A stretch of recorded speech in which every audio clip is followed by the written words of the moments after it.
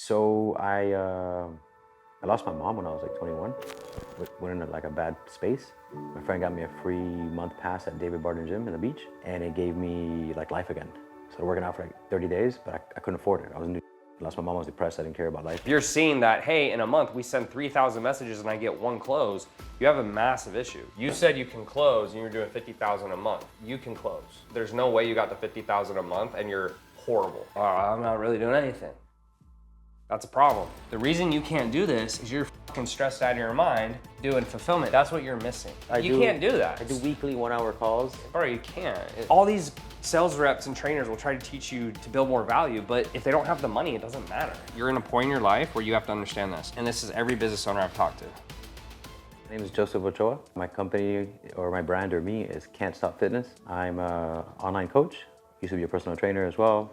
Kind of stayed away from that. Done group fitness as well. So I do high ticket. Took Tanner's course maybe like 2 years ago, and I basically migrated from corporate wellness and one-on-one coaching to online. I've been full online in the range of, I guess, price point range. Maybe now I've kind of had to drop because of the market, but essentially up to $4,800 per 4 months, 16 weeks. Pretty much a lot of how Tanner did his fitness offer is a lot of my offer. I don't know in terms of how he taught, but I do a lot of teaching. So I make sure that we have lectures and I teach people one-on-one how to do their own nutrition, how to do their own fitness, write their own workouts. I check and balance it, make sure they know how to do it, give them a framework, weekly calls, all that stuff. And that's pretty much what I do. And so I do all of it, right? I do the sales calls, I do the behind the content, I do the coaching, and I do have a messenger, but I do some of the messaging when I feel like it's on the days off or whatnot. Yeah. So a little bit of all of it I do. 24/7 access, they have my phone number directly to WhatsApp, and that's what I do. So I lost my mom when I was like 21. Went in like a bad space. My friend got me a free month pass at David Barton Gym in the beach, and it gave me like life again. So working out for like 30 days, but I couldn't afford it. I lost my mom, I was depressed, I didn't care about life and what was going on. So I asked if I can get a job there.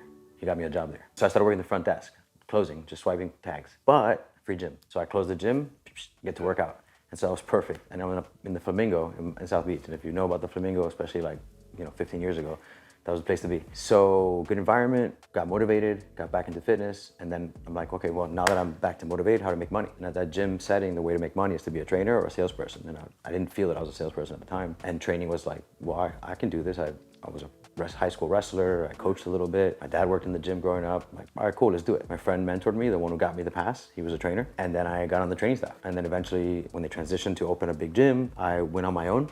And I just have been on my own since like 2008, maybe, doing online personal training and then, group fitness classes, boot camps, Spartan racing, CrossFit, Olympic weightlifting. I've done all of that. Fast forward to today, a good friend of mine told me, hey, you need to look into online because that's the way to go. And he told me, look, go look at Tanner stuff. And then I started looking at Tanner stuff. And then I ended up in a boot camp, like a 1 week. He did this boot camp for a little bit. And then I was like, damn, okay, I don't know this stuff. I need to learn this stuff. And then I talked to Dave and I'm like, is it worth it? It's an investment. He's like, if you're not gonna do it on your own, like if you're not just gonna follow funnels and figure it out, if you do it, it's worth it. And I was like, all right, I trusted Dave, so I invested and it worked.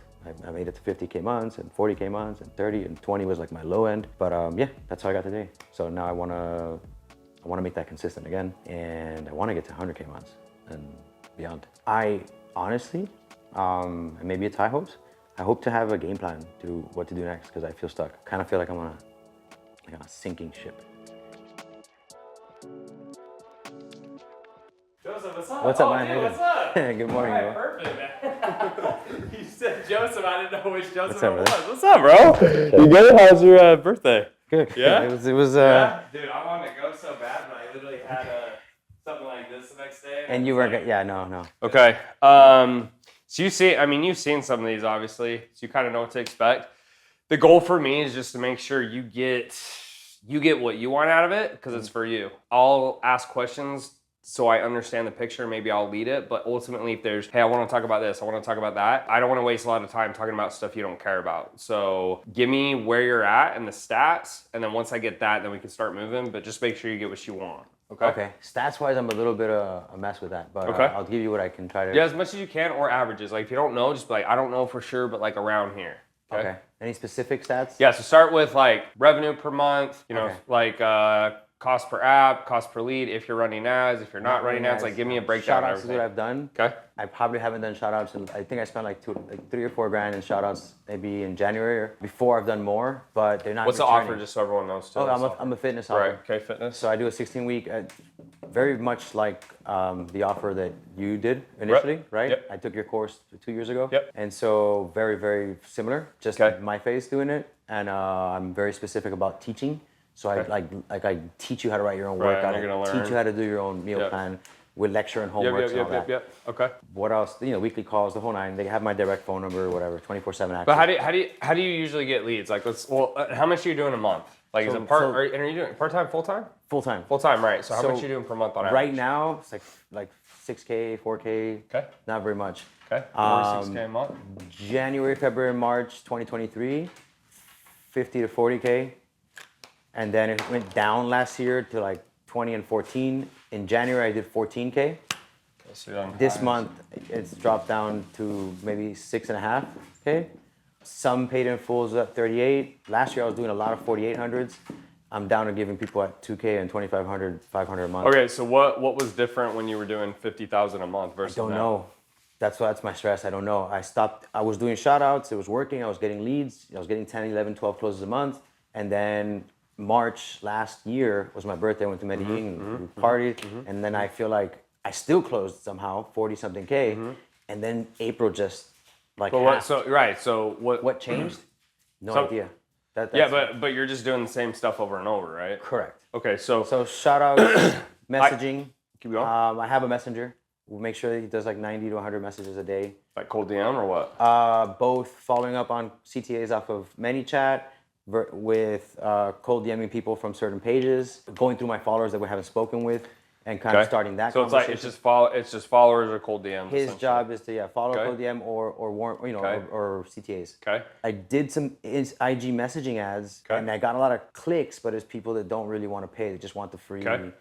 They want their calories done. Okay, so let's just go through a couple things I just know for a fact. There was a time, shoutouts are not as effective as they used to be. So, if you're like, I've been doing the shoutouts and then they stopped working pretty much for everyone. They're just not as effective anymore. So we actually at one point were spending, I don't know, when we would spend, it wasn't a crazy amount for me. It was like 50,000 a month on shoutouts, but when we would go past that, it would get really diluted. And now it's just not good at all. Like we hardly make any return, because what would happen is we might make a little, but we're getting so much trash on my profile that to sift through all the trash isn't worth it, if that makes sense. So if we're say we're spending 40,000 a month and we make 60, but my team's like, but we get, like 40,000 people and 35,000 are trash.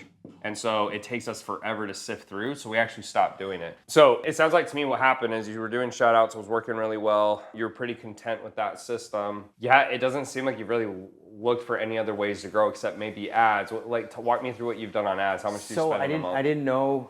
I don't know how to do it at all. I guess I don't feel confident or conviction in it. So I ended up going towards I invested in another program too to learn more. I went to the closers to try to get a closer to get out of the business, because I was doing so much. I did the sales calls, I did everything. When I was doing those 3 months, I couldn't live. It was like morning to night. So I was like, all right, what's next?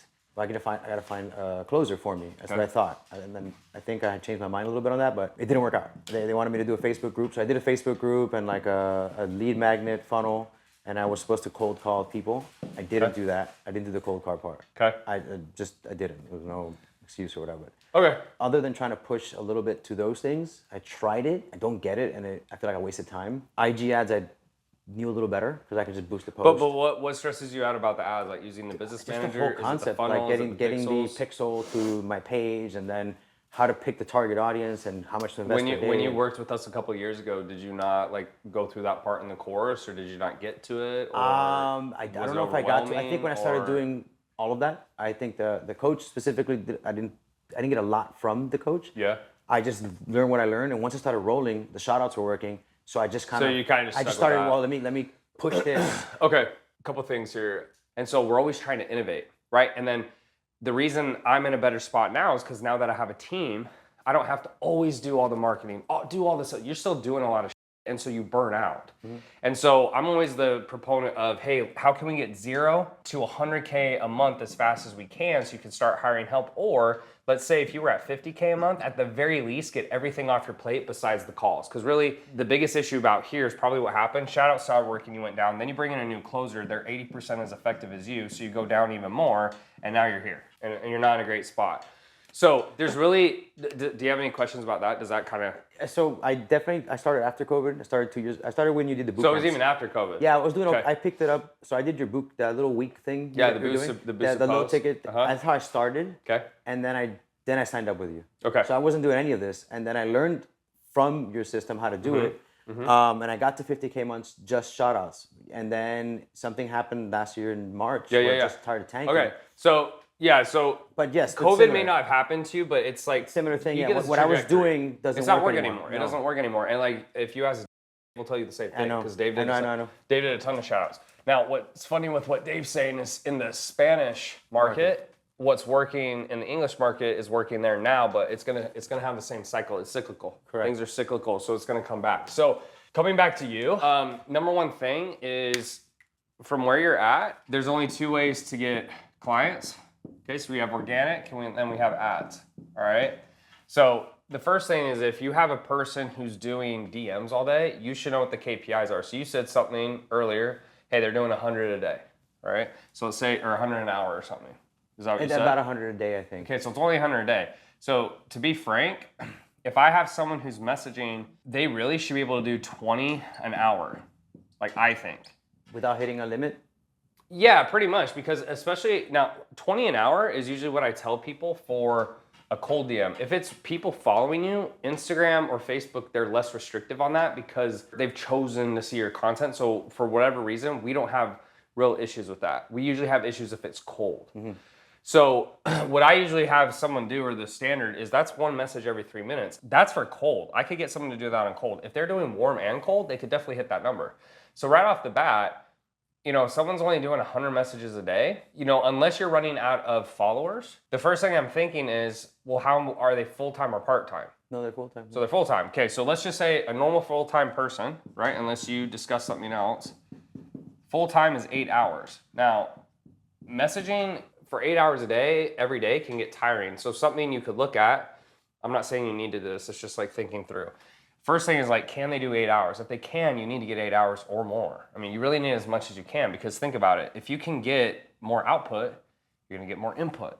So 100 a day, really, to be frank with you, that's only half a day's work, in my opinion. Like, I think they could do that in 5 hours max. So if they're doing 100 a day, they're only giving you 5 hours of work. Or do you pay them hourly or salary? I have a VA, so I pay him like basically, I guess it is kind of hourly. Okay. And Is they it like work- they work a foreign or little domestic? more. Foreign. So it's pretty cheap? Yeah, it's pretty cheap. How much so is it's it? It's like I pay like $700 a month. Okay, so would they want more hours? They work like 10 a day. So why don't you give them 10? Well, I have them messaging all day. I don't give them. I pay them per hour, and then they message, and sometimes they get like the message don't go through, or the comments don't go through. Oh, really? Yeah. So Sometimes you've been they do hit limits, and so that's what we've kind of established. I can look. What's your exactly. limits? Do you know what the limits are? Yeah, so whatever numbers you have, let me know, because that's what I can help you with here. All right. So every day he gives me And it's all on IG? It's IG, Facebook. He's starting to do a little bit of TikTok. IG, Facebook, TikTok. Messaging on TikTok too? Yeah. How effective is that? Not much? Yeah, because you gotta like follow them. and you Okay, gotta, so like, the other thing is you need to pick where he's going to be most efficient. It's mostly Instagram because it's the easiest Yeah, one. it should be, yeah. But he runs out of, I guess, new people to message. Yeah, well, we'll talk about that too. Okay, so we got some stuff to talk about. Give me whatever numbers you may have, So, because this is for an example- average though. This is what I try to tell clients. I'll say, hey, look, if you can't get 20 an hour, you're taking too long to send a message. It shouldn't take that long. The biggest thing too is also you can't copy and paste. If you copy and paste, you're going to get restricted way sooner, Correct. right? Yeah. Okay. So I think yesterday, 36 new, follow-up 90. So I guess 126. Okay, so hold on. Well, let's break that down. 36 new people, and then what was it? You said follow up with 90. So that means people they've already 90 started from like the message. day before and Yep. whatever last week or Okay. whatnot. The day before that, 69 new, follow-up 24. 24 new. 69 new, 24 follow-up. Okay, That's and where do Thursday. these new people come from? Are these cold? Yeah, he'll go, and so if I'm still have some shoutouts running that I'm trickling in to try to get the best content to work and figure out what works. And so he'll do is people who do like my thing, my post, or actually commented on the shout out page, he starts messaging them. Hey, thanks for liking Okay, or so so even basically, though they're not working anymore, you're still sticking with it. well, that's the last thing that I invested in. So I still have like some. Got it. So what I'm doing is instead of I've been running them almost like longer than I'm supposed to because I'm trying to selectively pick content and see what works. Mostly because there are competitors who are getting comments, and so I'm trying to see, well, why is their content getting and mine not? And so I've been trying to find, since I already have money invested it, like one post at a time, which one works. Yeah. And so like I just did 2 that did get like almost 200 leads, but none of them are booked. Okay. And so that's obviously the stressful part. Why do you think they're not booked? Does the quality seem worse, or what do you think it is?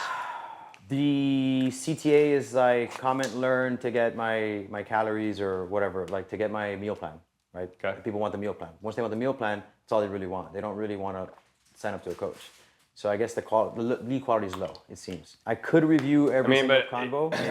Is that the same stuff you were using at 50? No, it's a little bit different. Okay. But similar. This is the only page that actually worked from then till now. Okay. This is one page that seems to be working. Okay.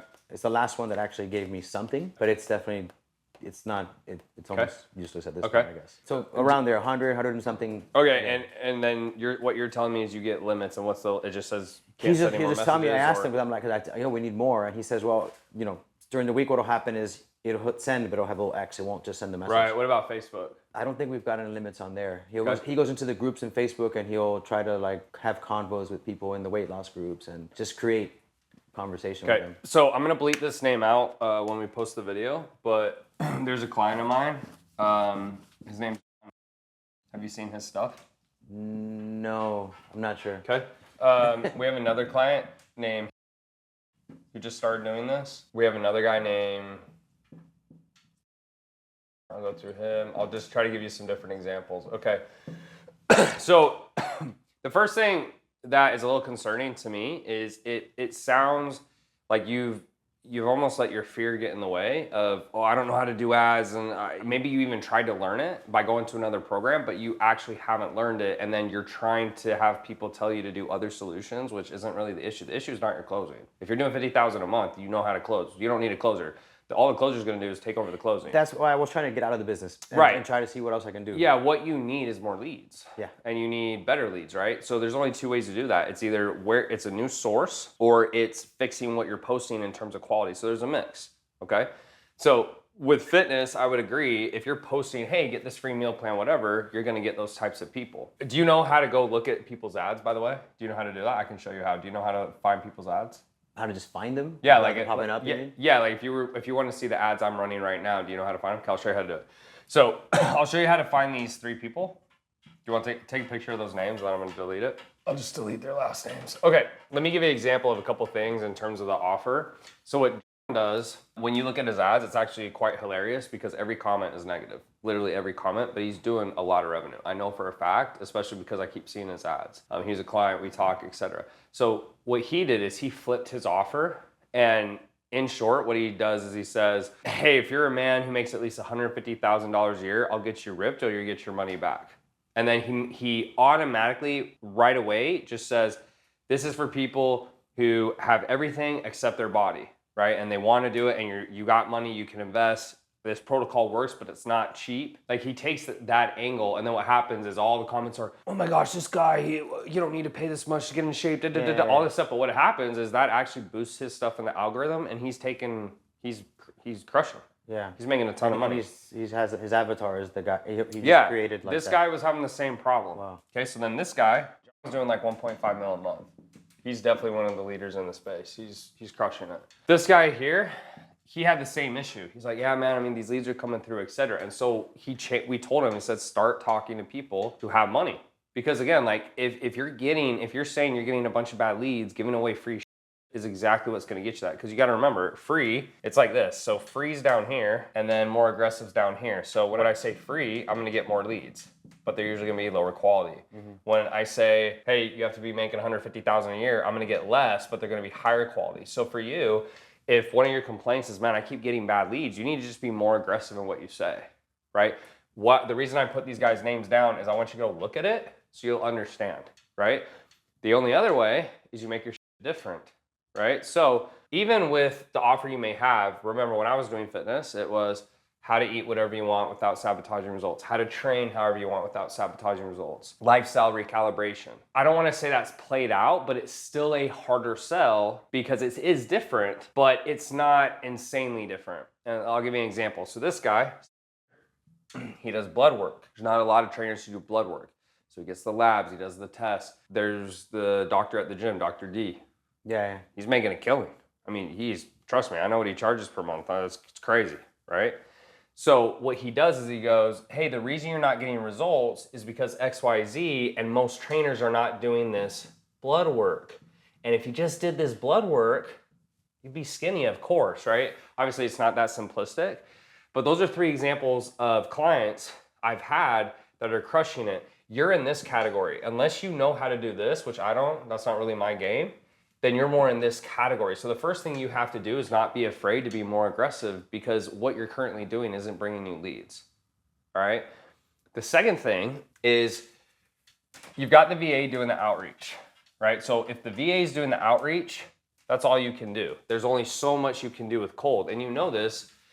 And the reason you were doing 50,000 a month is Shoutouts because you can't do that consistently with cold traffic. And I would say over the years, it's gone harder because I was doing this back in 2017. So I would do a mix between Facebook and then when I would get blocked there, I'd go to IG. So there's 2 options. One option is when you do get blocked on IG, I would have them go to Facebook. It's not as good, but it's better than nothing.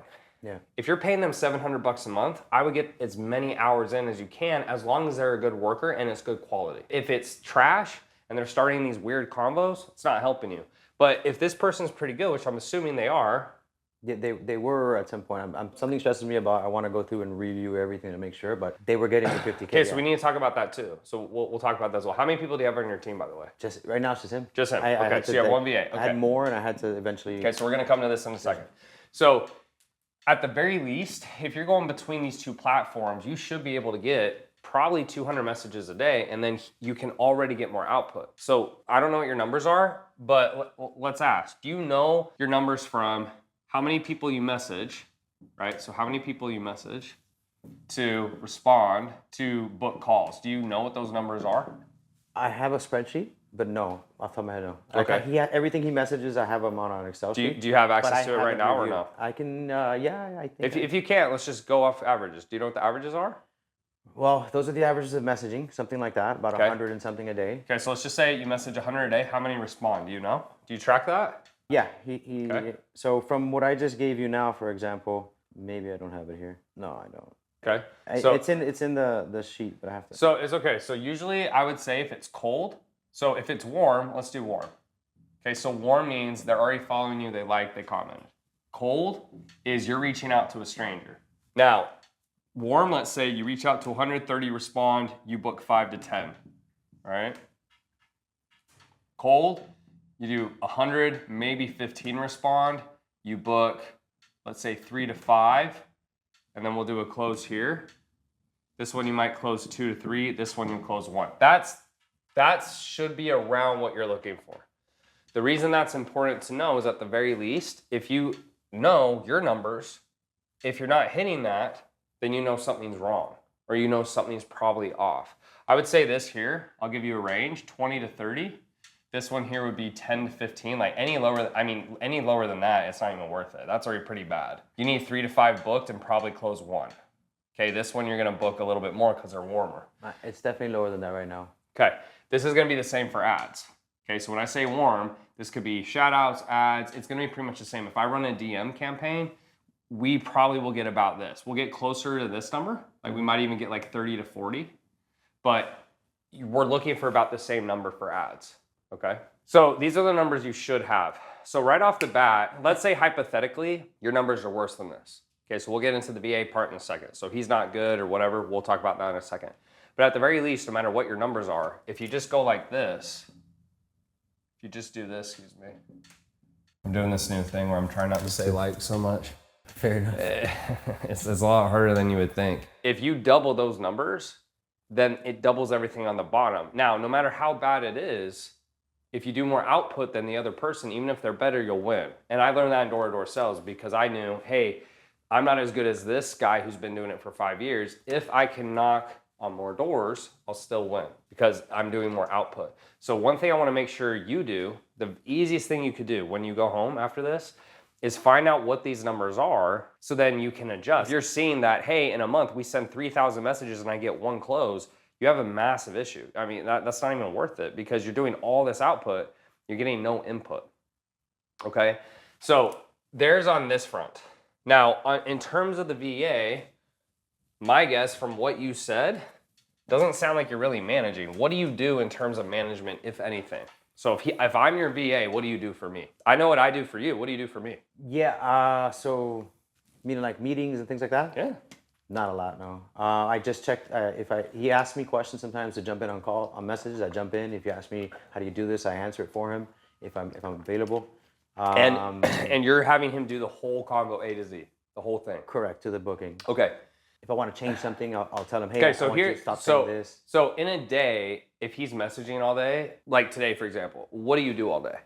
When you're working, do you not work that much, or what do you do? Tend to my clients.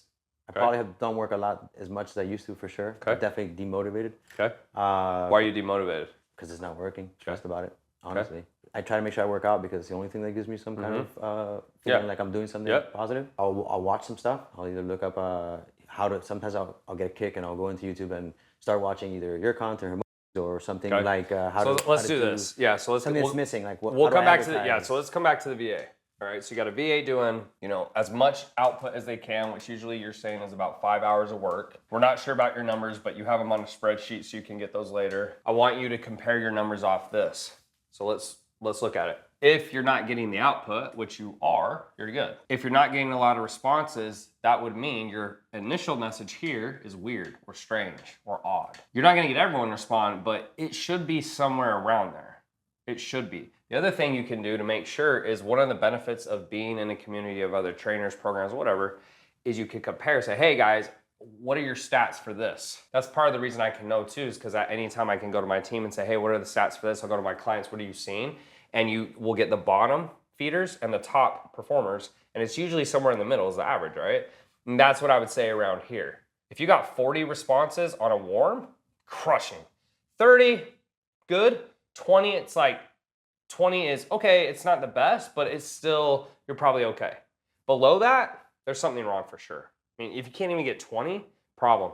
I'd say the same thing for this. If you can't get 15, it's gonna be harder because it's cold, so I would say it's 15, but if you go below 10, there's something off. So if you are getting responses, but you're not getting the calls booked. Okay, so yeah, let's go to the next thing. So you're getting responses, that means that first initial message is good. If you're not getting calls booked, guess what the issue is? Your messaging process overall is the issue. So the issue is between this step and that step. You said you can close and you're doing 50,000 a month. You can close. There's no way you got to 50,000 a month and you're horrible. You're definitely above a 5.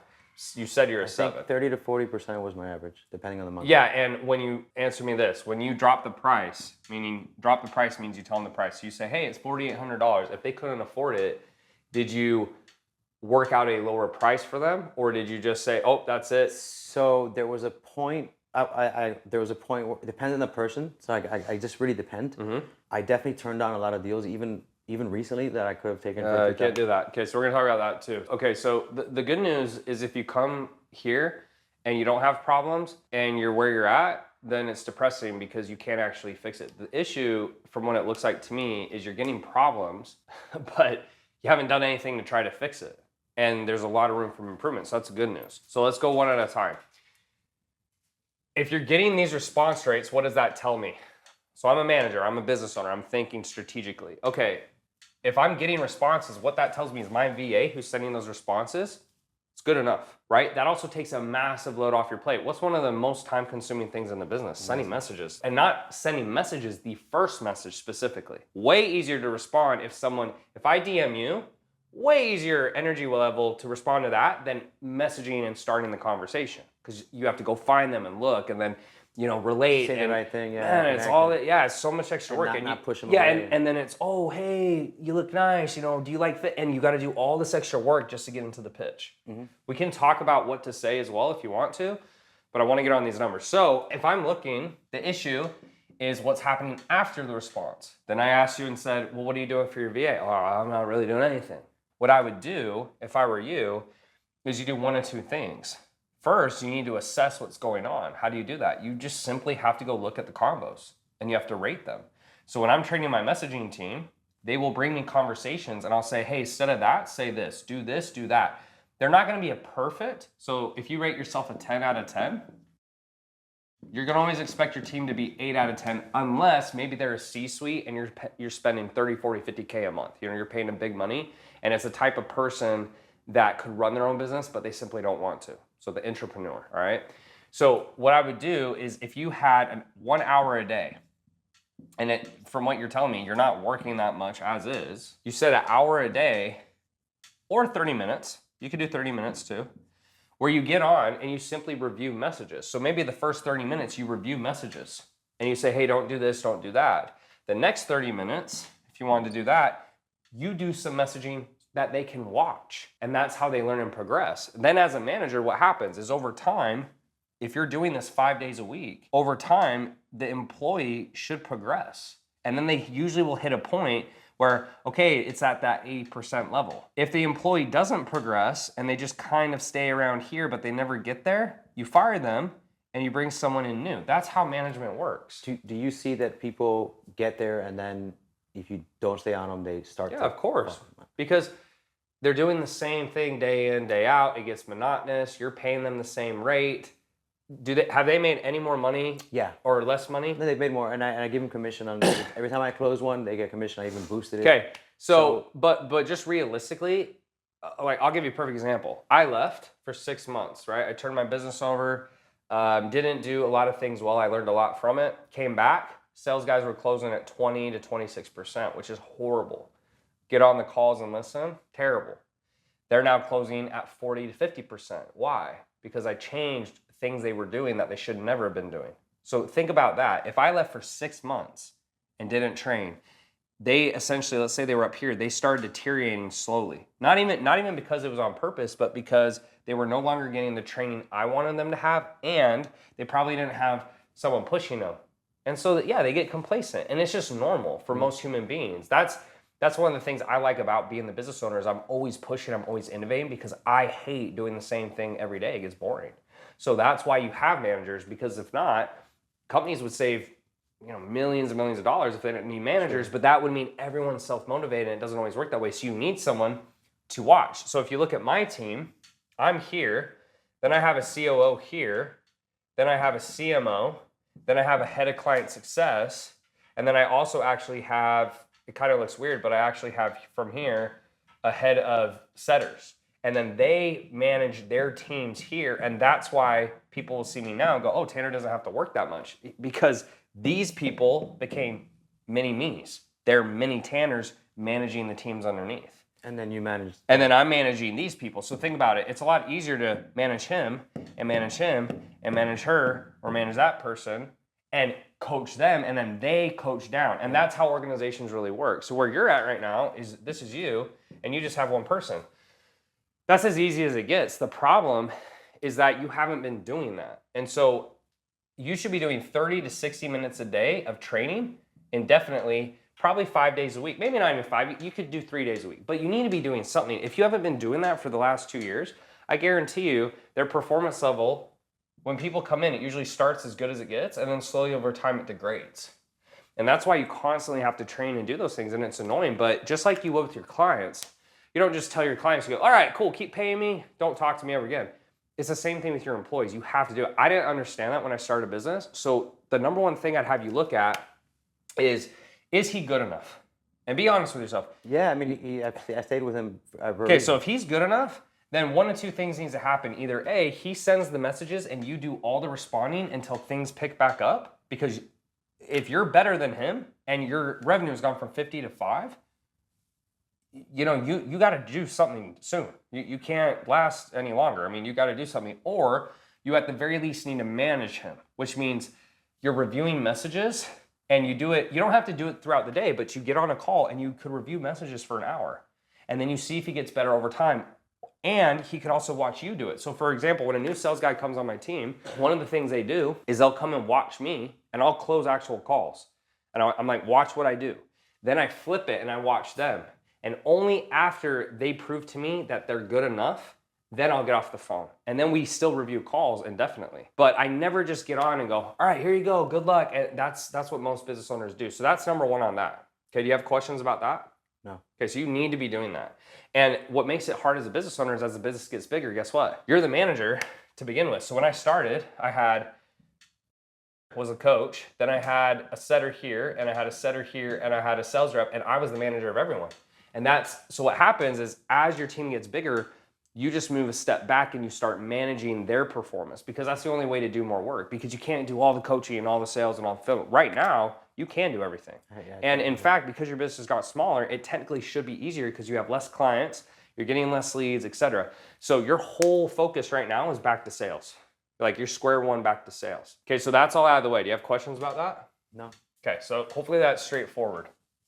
Now, the next thing is you got to stop shooting yourself in the foot. You can't be afraid to keep innovating and expand. So there's a couple things you can do, all right? You need to learn ads, or you need to, at the very least, do DMs. Now, here's the downside. So here's the easiest thing you could do based on your situation. You take a small budget. So we'll go easiest to best. We'll say easiest, and then we'll say best, okay? So best is long-term, this is short-term, okay? Easiest is a short-term play, long-term play.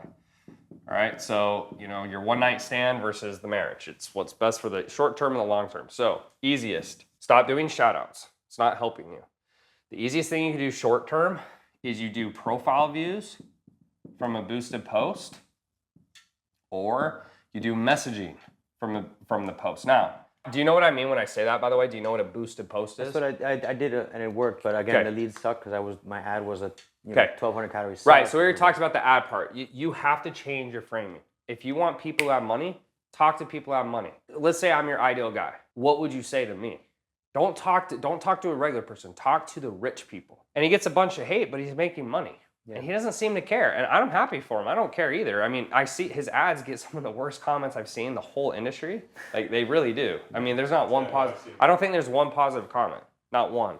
But he's closing. But he's closing. He's getting and he's getting the leads he wants. And it was a mindset shift for him. To be frank, he was doing really well in the past, but he couldn't break a certain barrier. He got some mindset coaching that he said really helped him. And he said that's changed everything for him. So I'm happy for him.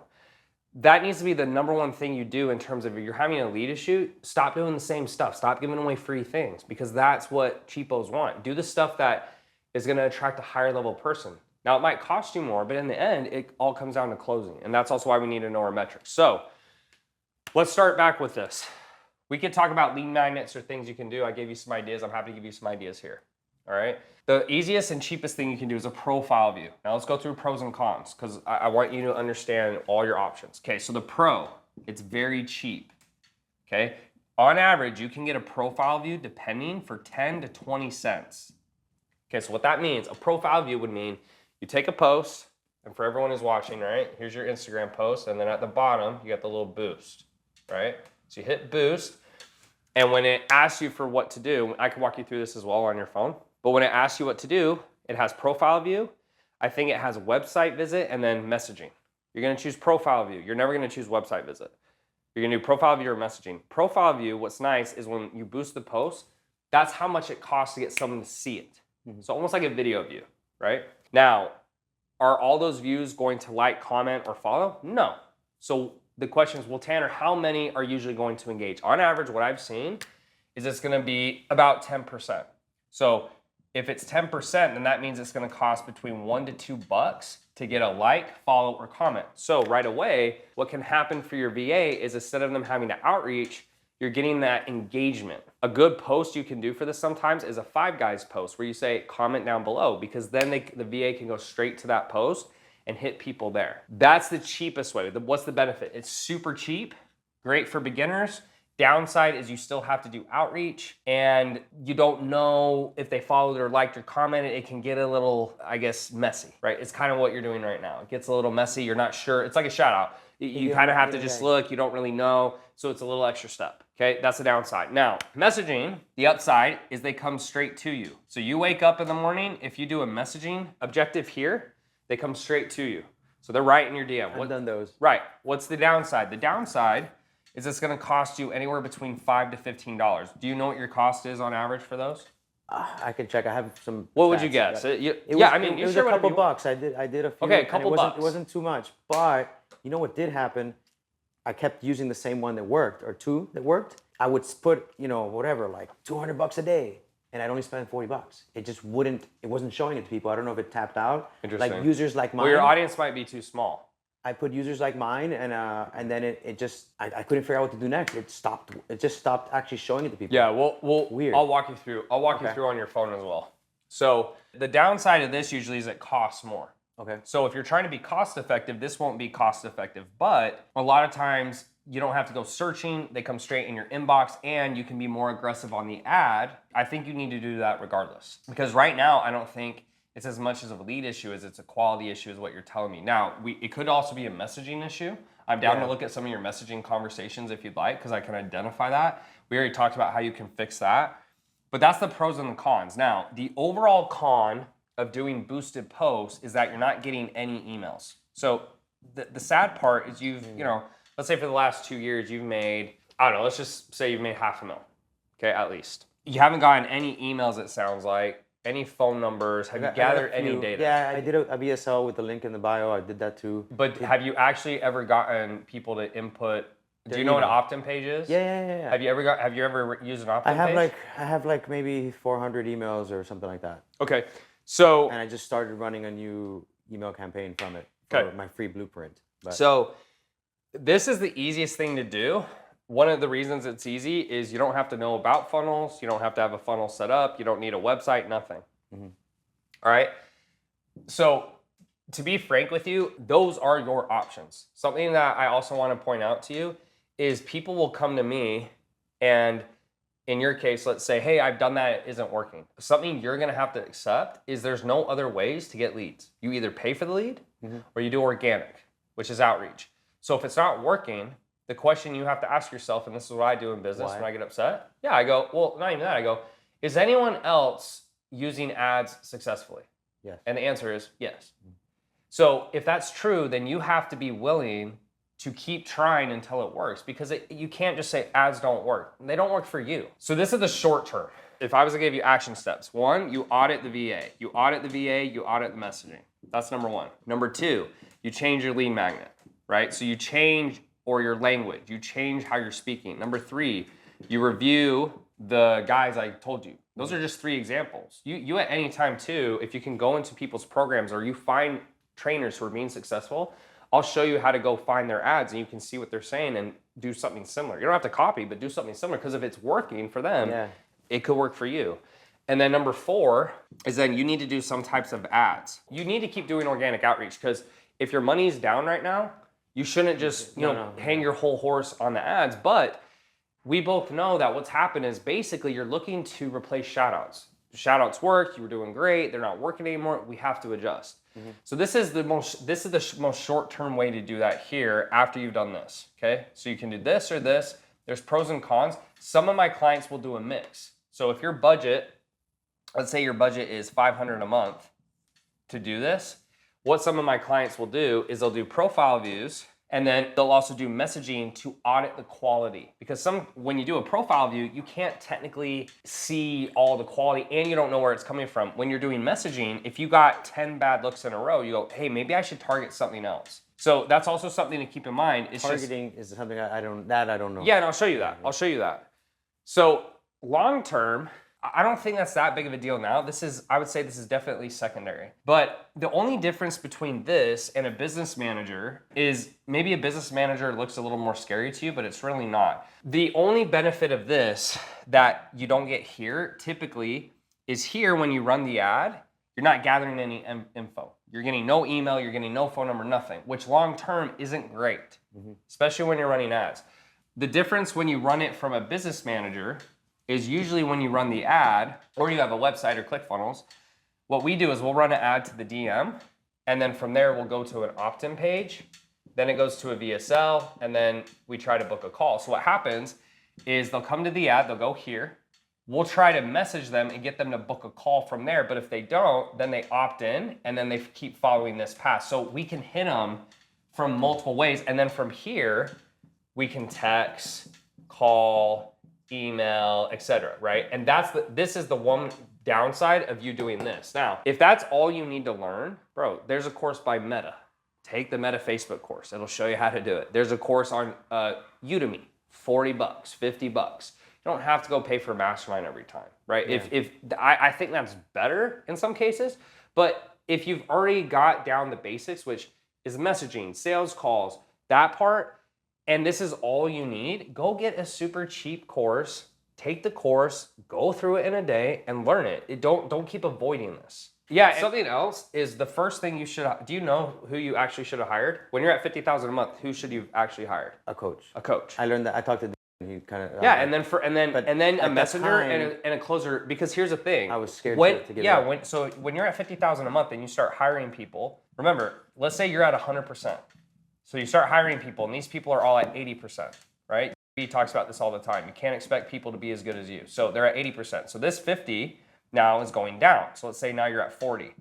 Not only that, now you're giving your closer. Now you're letting someone else close. So then this goes down to 30. So now you're paying 4 or 5 people and you're making less. Closing is the last thing off your plate because that's the most important thing for the business. That's what feeds you, yeah. So you always offload the least important. So why is fulfillment the least important? It's not because it's not important. It's because you can still make sales and technically give bad fulfillment and stay alive. But you can't not make sales and stay alive, right? So when you were getting burned out, you just had the wrong mindset of where to go. And I'm sorry that happened, but that's just reality. It is what it is now. You're learning from it. So This is where you're at now. If I were you, and then we'll go into some questions and I want to walk you through, I'll walk you through some boosted posts, your ads manager, stuff like that. First thing I'm going to do is I'm going to start scheduling 30-minute to hour call per day with the VA. You can review the whole time messages, and you may not even need that long because if they're only doing 100 a day, there may not be that much to review. To be frank, my team, we're doing 200,000 messages a month. Okay. So you could audit the whole time or audit half the time, and then you do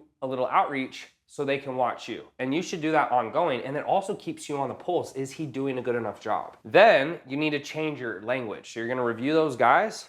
You're gonna change your language more of that style. Then from there, and that's what this is. So the lead magnet and the review, that's gonna be more of that. You talk to people that have more money. That's what you want. And then you're gonna need to do this for ads. I would stop doing shoutouts. Just focus on this. And keep in mind, as long as you make a few sales, you're gonna have a little budget every month to keep going. And that's all you need. And then once you find something that works, you turn up the budget. Okay, you can always start small. Do you have any questions on this before we move to something else? No, that all. Or is there anything that you want to ask? You said we'll talk about this stuff here. I'm gonna show you this on the computer. Cool, yeah, that sounds good. Okay. But this I get, this over here, I get it. Okay, so the next thing to stay alive is you were telling me that you're not taking deals that you should take, all right? Yeah. So I wanna talk about that quickly because that also kills you. So think of it this way. This is what a lot of people don't understand, especially business owners, and it actually is what puts them out of business. So let me give you an example. When I was selling fitness, I had a 3,200 4-month program.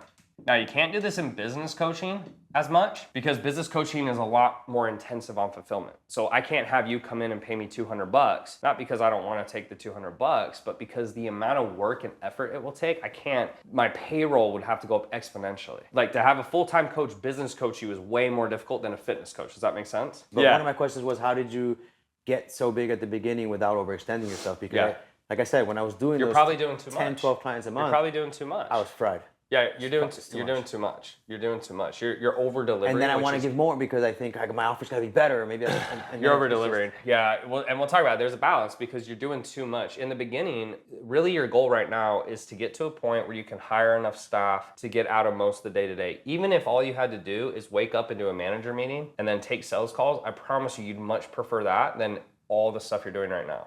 Like that, I'm telling you, I could live taking sales calls and managing. It's not because at the end of the day, I still like helping people. I have to do something. And to me, that's easier than messaging and fulfill. I hate fulfillment personally. I don't like doing fulfillment. And my sales calls take long. Yeah. A lot. Like over an hour. They should take it. They shouldn't really. That's too long too. So let's go through a couple things. From what's happened, to me, what it seems like is you scaled pretty fast. You had good results. You got pretty confident because of that. You got complacent. Then the shout out started working. You weren't managing properly. You didn't really know where to go next, and so it slowly kind of deteriorated. And now what we got to do is just sharpen your skills slightly. I don't think it's way off, but if you're a 7, we need to get you back to a 9, and then we got to fix a few of the problems. So Let's go through, let me go through this. What would happen is they'd be a $3,200 program for 4 months. So that's $800 a month. Now, if a client can't afford that, what most people will do is they'll go, oh, okay, I can't sign up. They lose the entire deal. What I do is I'll figure out a way price-wise to get them in for, as long as they can pay me at least $200, I would take them. Why? Because I paid my coach $100 per client, and then this other 100 goes to my ads. Okay? So what people don't understand is you're going, I need more leads. How do you get more leads? Well, it's either you're Mr. Beast or you run ads. So every deal you make, even if it's just a little amount, goes to your ads, which means you get more leads. So think of it this way. Let's say this is a bad lead. Oh man, this deal sucks, whatever. Well, this money runs more ads that then eventually you're going to get the good lead that will close and be the big payday. Even if that guy falls off, exactly, paying or whatever. Exactly. And so let's go through your closing. So the first thing in the close, I have sales call reviews on YouTube. Watch them. You have on Vimeo too. I still have access to the original core stuff. Okay, so review Sometimes those. I'll go back. I just haven't in a minute, but So it's like 2024. It's current. Okay. The first thing is just understand your call really shouldn't take more than an hour. If it's taking more than an hour, you're talking too much or they're talking too much. It doesn't need to take that long. So you have your intro and your pre-frame. You have discovery. Excuse me. You have your pillars, or I guess here you would do what we call the summary. The summary is more pointing out their flaws. I'll walk you through it. So point out flaws, POF. 3 pillars. Overview of program. So I'll walk you through this. Certainty. Can't spell. We're going to give up at this point. Close. Objections. Okay, that's really what the call is.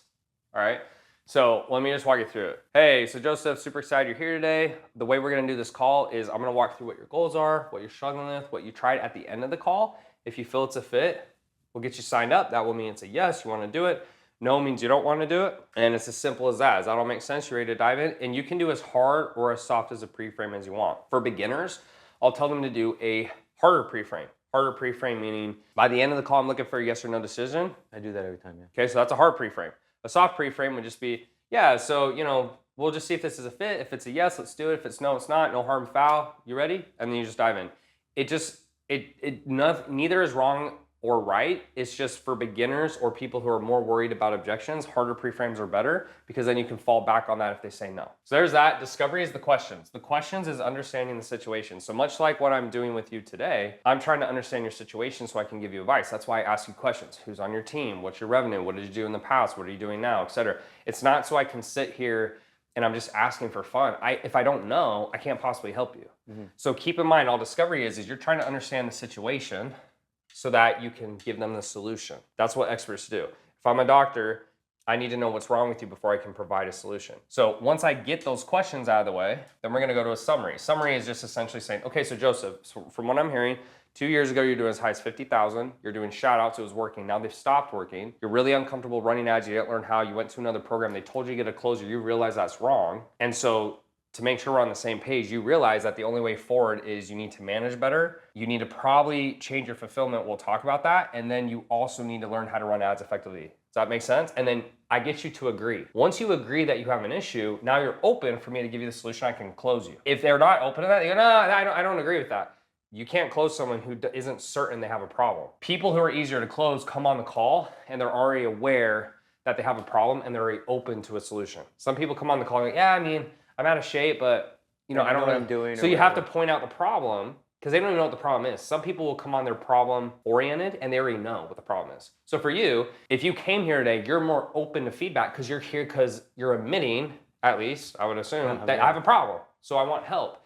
I'm not sitting here trying to get you to admit it. You're here admitting it to start. So that's all the summary is. You're just making sure you agree, et cetera. You're pointing out their flaws, what I call it. And then yes, okay, great. Now we go into the pillars. Do you have pillars in your, okay. Yeah. So remember the pillars are the top 3 things that set you apart. My pillars in fitness, it was always eat whatever you want, train however you want, and then what I called process. And then the process. Lifestyle recalibration. Right, exactly. Was lifestyle recalibration, excuse me, thank you. Was in-person trainer, it could be, or it could be me. And so what I would hit on is I'd say, look, at the end of the day, when people would see this in my marketing, they go, oh, that can't be true, et cetera, et cetera. But what they didn't understand is all I was teaching them was if it fits your macros, which technically you can eat whatever you want under these guidelines, right? Yeah.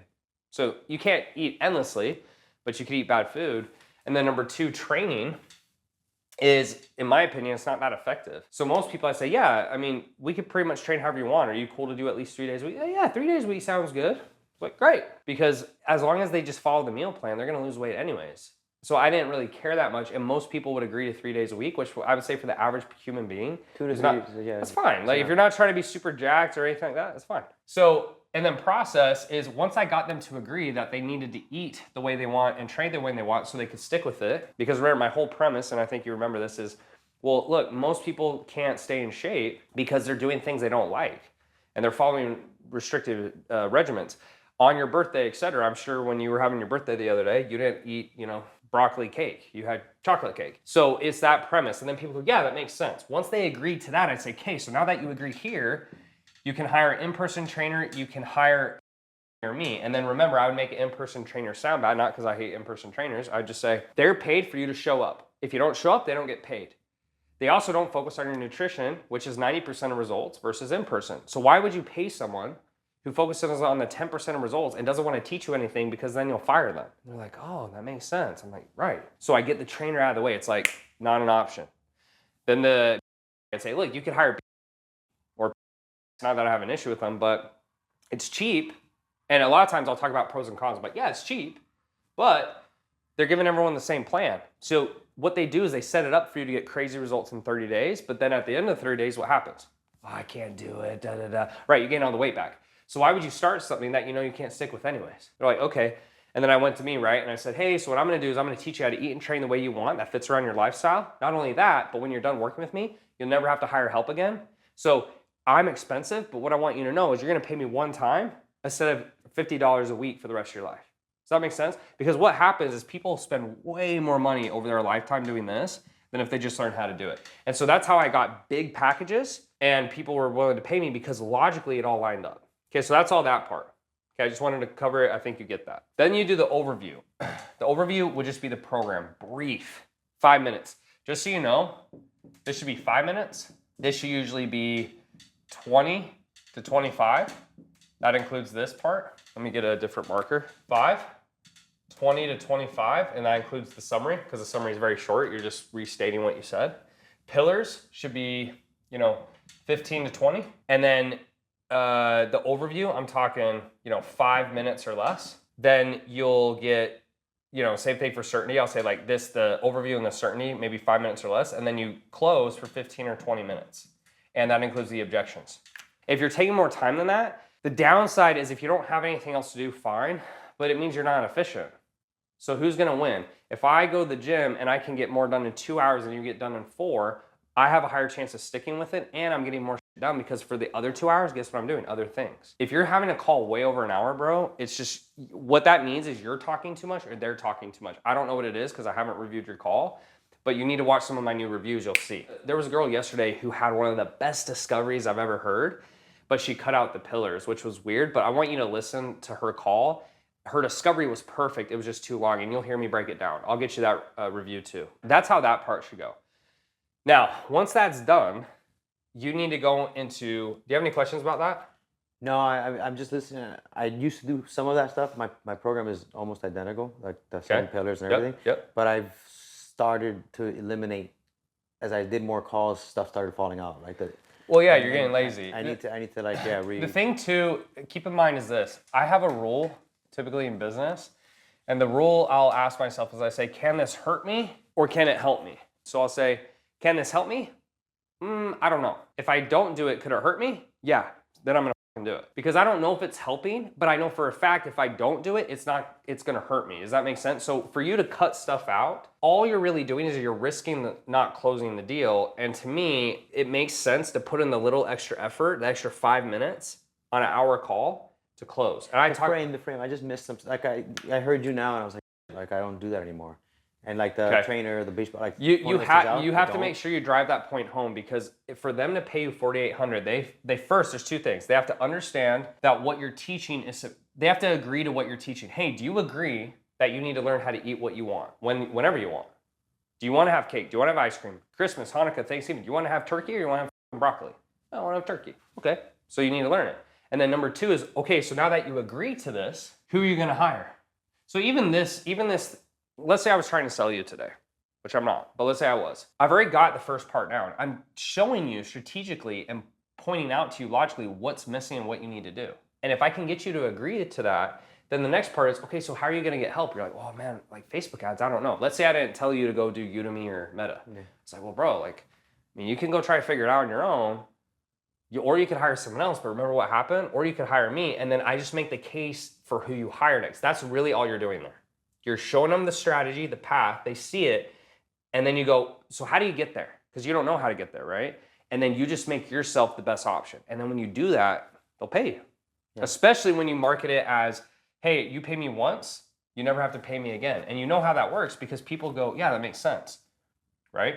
Like imagine if I came to you and said, hey, it's $20,000, but you never have to pay for help again. I'll be your business coach for the rest of your life. You'd be like, well, yeah, I'll figure it out. Versus, hey, it's for X amount of time. Okay, so that part's done. We'll send you some call reviews, etc. Now, in terms of the close, I want to go over these with you because there's only 4 things they can say. And it sounds like to me, you're not getting price objections beaten, which means you can't run as many ads, which means you have less chance of being successful. It doesn't make any sense. So if your program is $4,800, here's how it should sound. You're gonna say, all right, so Tanner, the price of the program is $4,800. I'm gonna go, oh, you know what, Joseph, that's too much, objection. You're gonna say, hey, no problem, totally understand, not a big deal. Let me ask you this. You're gonna isolate the objection. Isolate means you push into a corner, okay? So if you wanna go to Cheesecake Factory and your girl says no, you'd be like, well, babe, like, let me ask you, what's the reason you don't wanna go? Oh, it's too much.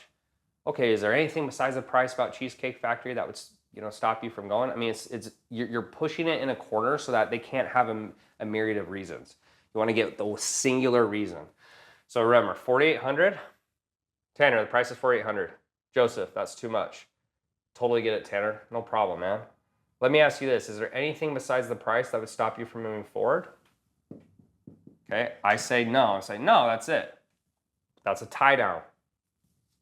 Then you go, got it. So I just want to make sure if we're able to figure out the price, you're able to move forward today? I say, yes, that's a double tie down. You got me to say 2 times that I was going to commit to move forward if we figured out the price. That's exactly where you want me. So now you got to figure out cash on hand, okay? Now let me ask you this. What's the lowest amount of money you're willing to take from a client? And still feel good, where you're like, okay, I'm still making money. I'm still willing to work with the client. What's the number for you? Feel good? 3K was probably where I wanted to be. Meaning like that's not what I wanted. I wanted 4,800. Well, but the reason for that too. 2 now because the reason for that too is because you don't have a coach. So think about it this way. You said, I mean, listen to how ridiculous what you said sounds. You said the lowest you're willing to get is 3K. Way harder to close. You know what my lowest was? 200 a month. You want to know why? You told me that. I didn't do any fulfillment. Oh yeah. So think of it. As long as I get at least now, is that ideal? Oh, $800 deal. No, but I go, is it better than nothing? Yes. Why? If I pay a coach $100, then I get $100 for ads. Guess how many leads I would get for $100? About 20. Guess how many of those leads I can close? Probably 1 or 2. So guess what? This $200 deal got me 2 new clients for free, basically. You understand? Yeah. That's what you're missing. The reason you can't do this is you're fucking stressed out of your mind doing fulfillment. Not only that, it sounds like you treat fulfillment like you treat your sales calls. So if I was doing a 2-hour sales call and I'm doing 3-hour fulfillment session, I mean, I'm just being facetious at this point, but you can't do that. I do weekly 1-hour calls. Bro, you can't. It's a lot. You can't, yeah. So let's say for now, this is your lowest price. So the first thing is you probably can't afford to do it at this moment. But once you get to, let's say, $20,000 a month, maybe not even that, you should hire a coach, because even if you just pay him per client, you don't even have to pay him a salary. You just say, hey, dude, I'm going to scale the business. I need a part-time coach, whatever. You pay him per client. You give him a set fee. Get that off your plate. Once that's off your plate, then you go back into doing more sales, running more ads, etc. But let's say for now, this is the lowest price you got. Okay, so here's what I would do. Back down through the close. So now we're down to here, right? You go, so Tanner, no problem. What's your cash on hand situation look like? Because what I can try to do is see if I can help you. So the way I'm able to do that is I just need to know, what's your cash on hand situation look like? Okay, now, what that means is you need to figure out how much money I have. What people miss here is they say, well, I can't afford it. Now, just think through this logically. If I say I can't afford something, How do you know I can't afford it if you don't know how much money I have, right? Someone saying they can't afford it doesn't mean they can't afford it. Yeah. They're just saying that. To know if someone can't afford it, you have to know how much money. So if your program is $4,800, unless they don't have $4,800, they technically can afford it, right? They may just not want to do it. That's a different thing. So a lot of times when people say they can't afford it, it doesn't mean they can't. They don't want to. They just don't want to. 100%. And that's why you need to figure this out. Because if you figure out cash on hand, you'll know what to do. So there's two scenarios here. So let's say your lowest number for now is $3K. So we're gonna go through both scenarios. So I'm like, you know what, Joseph, I don't have $4,800, I have $3,000. Guess what? That's your minimum number. So what you can do is when you know that, now you can go for the close, because is that perfect? No, but you go, okay, as long as they pay $3K, I'm willing to take that deal. Okay, so I'm gonna go to that in a second. Now, if I say 1,000,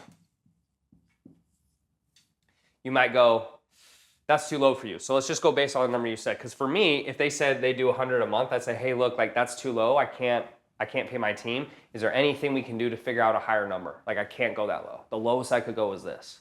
And then they say yes or no, and I wrap the call up. Because I'm not going to sit and go back and forth all day if they only have $100. But the key here is when you ask for cash on hand, you say, what's in your checking, savings, credit cards? What do you have available? I'm not saying you have to spend it all, but what do you have? Because if I say, well, I got 10 grand, you go, cool. How much of that is for bills and your kids? Well, you know, per month it's probably about 5 grand. Okay, so you have about 5 left over, yeah. Okay, so you could do it, that just would be a little tight for you. Yeah, so you get context for the situation. Your job is you're the doctor, you're giving the solution, you prescribe it. You don't ask them what they want, they don't know. You tell them.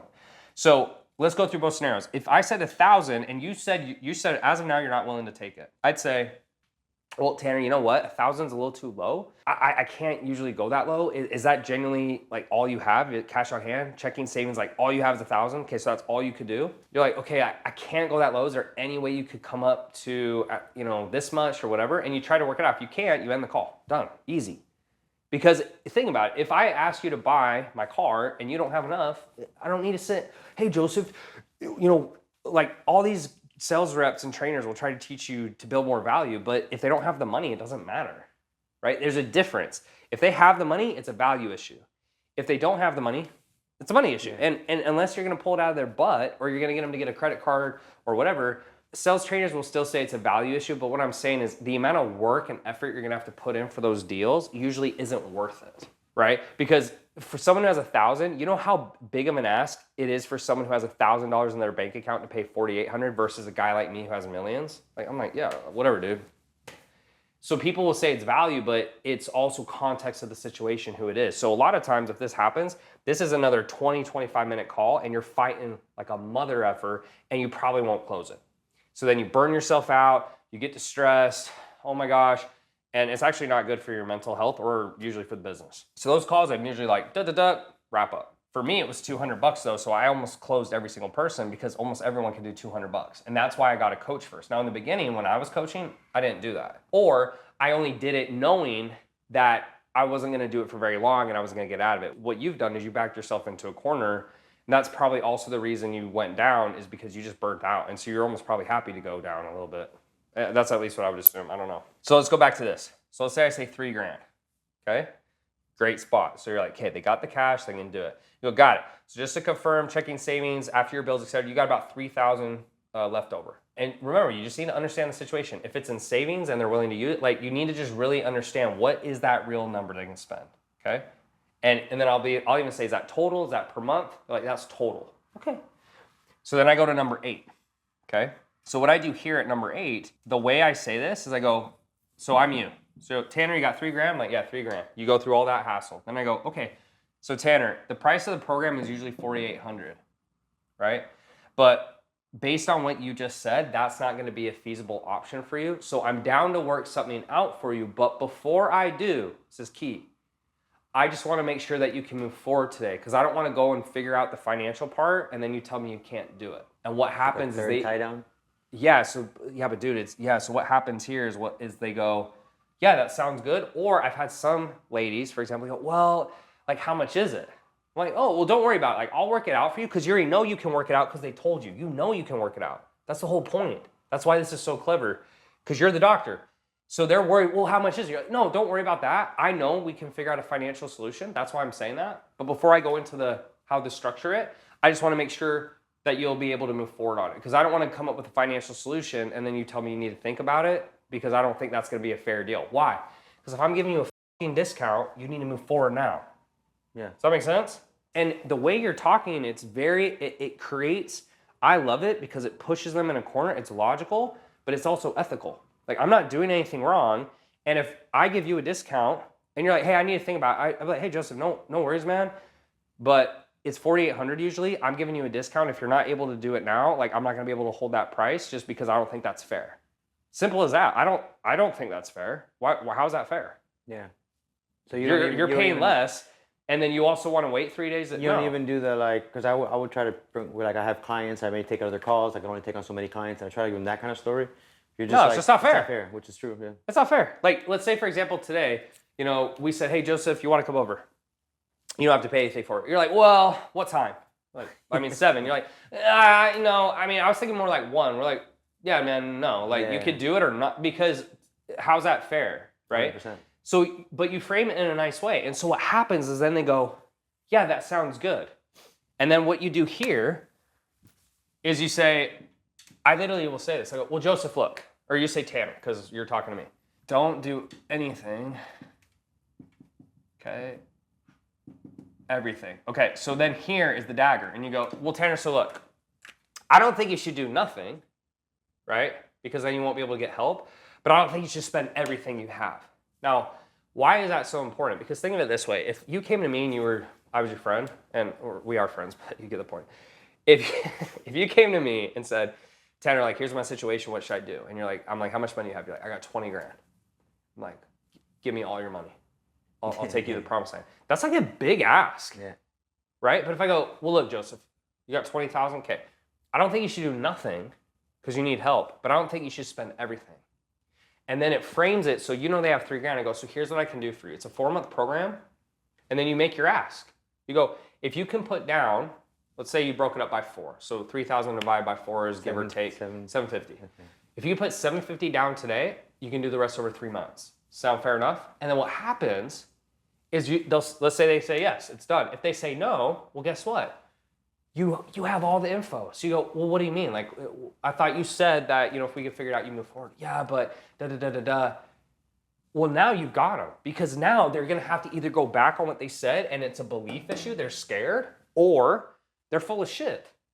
Because you just went through a whole thing, right? And so if you're not doing this on calls, you're missing on cash that you can move. Even think about this. If you know that I'm going to get a coach as soon as I get past, let's say, if you can get your ass back up to 15K, dude, you can get a coach. And then you can take on these clients for, instead of 3K, you might be able to take on clients for 200, 300. Now, we need to talk about your fulfillment, but then your mindset, instead of being, oh, I have to do all this work, your mindset is, hey, I'm going to take this money and dump it into ads to get more clients, and then I'm going to have a coach, so who cares? But your mindset right now is you're not going to get out, you're trapped, and that's probably part of why you haven't wanted to do it. And that's at least what I'm guessing. So if you're not doing that on price, you got to start doing it on price. Whatever that number is up to you, but the lower the number, the more deals you're going to close, the more cash you're going to have for other things. And if I'm you, part of it is you just want to recoup your ad cost. Because as long as you're recouping your ad cost, guess what you can do? You can keep running ads. You realize that every person on earth, if they had unlimited money, could just run ads forever and always have clients. You get that, right? Yeah. The reason ads don't work is because you run out of money before you make enough. Correct. So as long as you can keep going, guess what that means? I can keep adjusting. I can keep changing my ad. I can keep changing my copy. You get it? Mm-hmm. Okay. That's probably what you get the most, right? Okay. Questions? You good?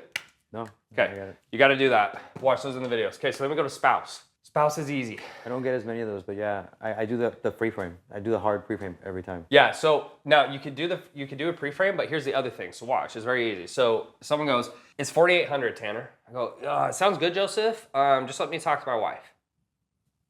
You always do the same thing. You're like, no problem. Let me ask you this. What are you gonna do if she says no? Okay, 20% of the time, it's funny, people say, well, I just do it anyways. You're like, cool, let's just do it. Sometimes you'd actually be surprised, like, oh, okay. It's weird, but it's very rare. They don't usually say that, but it is weird. So usually what will happen is you'll go, well, what do you do if she says no? They go, well, I wouldn't do it. So you go, well, what would their biggest objection be? They're going to tell you. What do they usually say? Oh, well, it's the price. Oh, so it's the price. So if we're able to figure out price, you can move forward today. All you do is you just switch to here. And then they go, yeah, got it. So if we figure out the price, you move forward and you're in a price objection. So that's usually what happens. I'd say this is 80% of the time. That's almost always what happens. It's always price. That's almost always what I see happen. Now, let's say they do that and you go, oh, well, it's price or whatever. And you beat it and they go, yeah. And you go down, you literally beat it and go, yeah, but I still need to talk to her. Because some people will do that. So usually when you hear an agreement 3 times, it's real, right? That was my rule of thumb on door-to-door. So when I sold door-to-door alarms, I'd say, Joseph XYZ. And you're like, yeah, it's too expensive. I'd go through my rebuttals, etc. Yeah, it's too expensive. I do it one more time. If you said it a 3rd time, I would leave. That was door-to-door. So usually when someone says it 3 times, it may seem dumb to you or me, but it's a real thing for them. And that's all that matters because they're the buyer, okay? So then you go to what we call the past agreements. So you go, well, Tanner, let me ask you this. Does your wife know you've had this problem? Yeah. Does she love you? Yeah. Does she want you to be happy? Yeah, okay. Does she support you doing things that help your fitness and health? Yeah. And would you support her if she was in this situation? Yeah. So why would she be against you moving forward on something that she knows will support your goals, make you healthier, happier? Why would she be against that? And then a lot of times they're like, oh. Now, if they still say no, this is your last ditch, you do the delayed payment, okay? Here's how I like to do delayed payments. Delayed payments is a deposit, okay? So you go, I'd say, Joseph, I still gotta talk to her. And you're like, oh my gosh. So what I do is this, I go, well, look, let me ask you this, Tanner. Are you over 51% sure that you would sign up if you had to choose right now? I know you say you're not ready, but if you had to choose right now, are you 51% no or 51% yes? They're usually gonna go, yes. I go, okay. So if you woke up tomorrow and you felt the same way you felt now, you would do it. Yeah, great. So here's what I'm gonna ask you. I just wanna be fair in this situation. I don't wanna have to feel like I'm chasing you around, so here's what I usually do. As long as you're over 51% sure, like you said, what I'm gonna ask you to do is put down a refundable deposit. It's a small amount. And then if you go talk to your wife and you sleep on it and you wake up tomorrow, and then I just make it a joke. I'm like, if you wake up tomorrow and you don't wanna get in better shape and you don't wanna be healthier and happier, if you don't wanna do that, then just come back to me and I'll send it back to you. Sound fair enough? And almost always they'll do it. And then if they don't, it's easy. You go, well, no pressure, Tanner, but I guess I'm confused why you're not willing to do that. Because a refundable deposit, there's zero risk. The other thing people will try to say is, well, I don't know if you're gonna scam me. You ever heard of a chargeback? Yeah, without an agreement, you'll lose. Yeah. So that's how I do spouse. Okay, time, you don't get, this is probably the one you get the least. But time would be, yeah, I just need to think about it. Now, the most common way to handle time is if someone says, well, what do you need to think about? And the reason they do that is a lot of times this is a smoke screen and they go, well, it's usually price, right? Or they're like, well, I need to talk to my wife. So then again, it's. Yeah, I don't make decisions like on the spot. I like to think before I make decisions. Yeah, right. Yeah, people will try to say that, and the easiest way to usually combat that is you pull up a situation where they did make a split decision, right? Or you just combat the fact that it doesn't take time to make decisions, which is what I usually do. So what I say here is I go, well, so I'm gonna be you again. So you go, well, Tanner, do you actually know what deciding means? Someone's like, no. I like to use this frame. I go, well, in Latin, it means to cut off.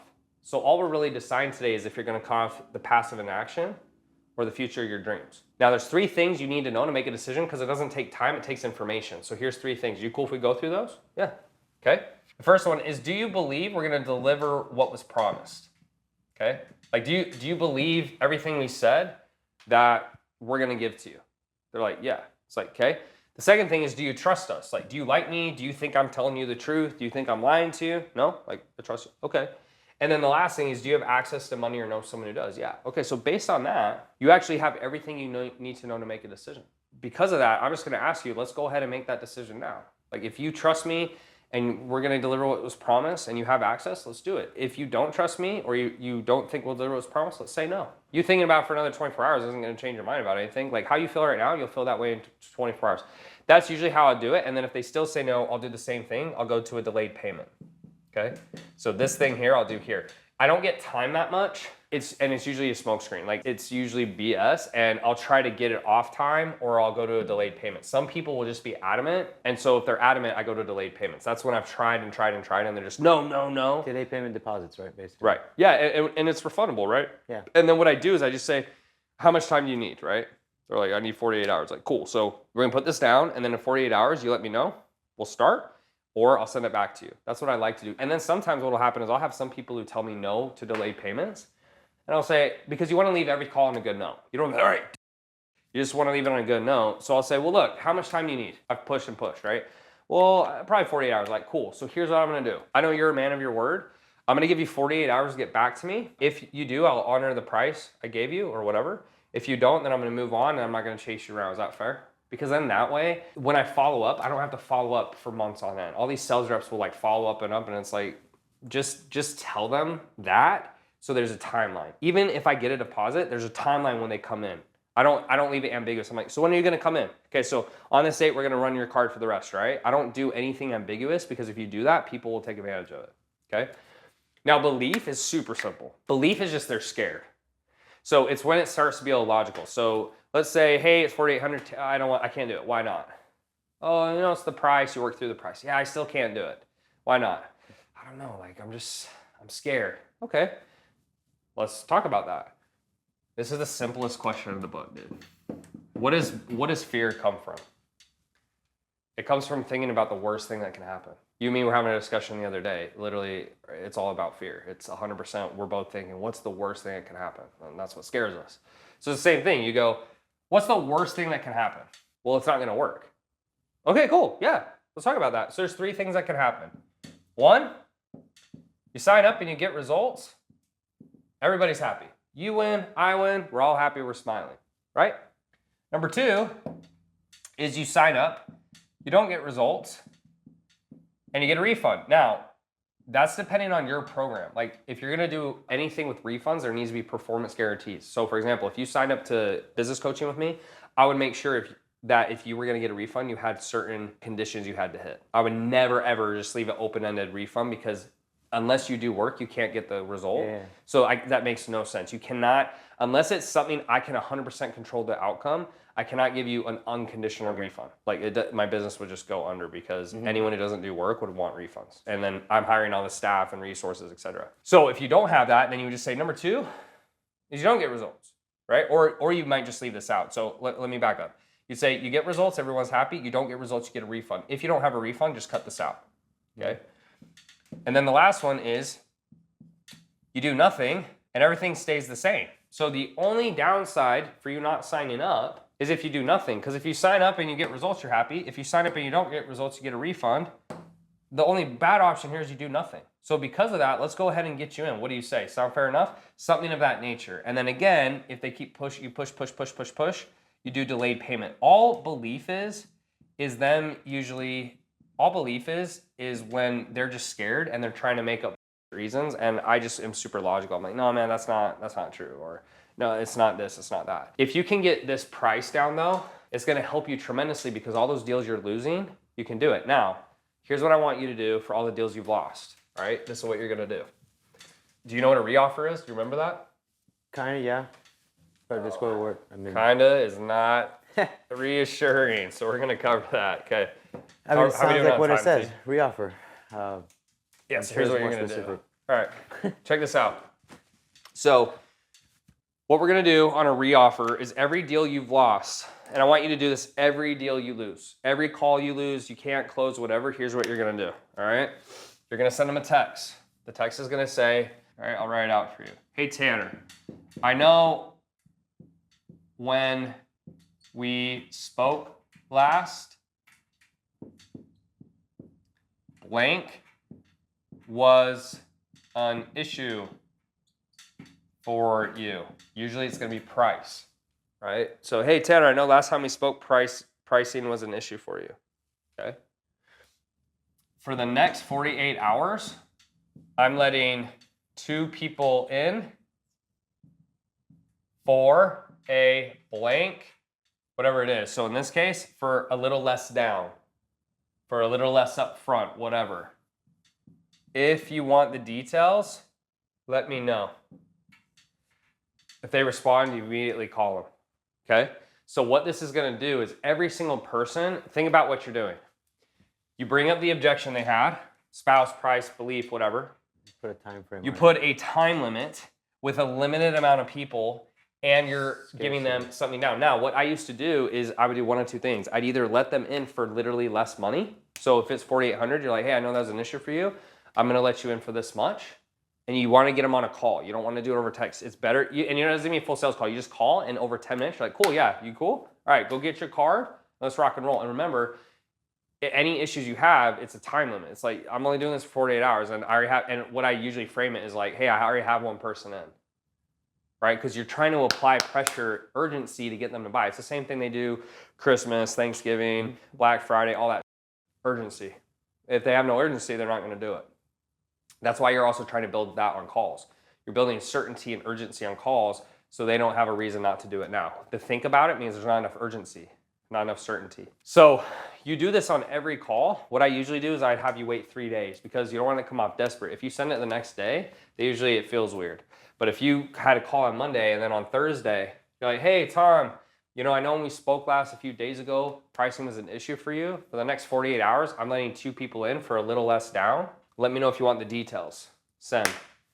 Then they hit you back, and I immediately call, and then I'll get deals that way. And I remember the first time we did that, we'd never done it before, and we closed, I don't know, it was like 150, probably actually it was like 150 to 300 G's, like, is butter.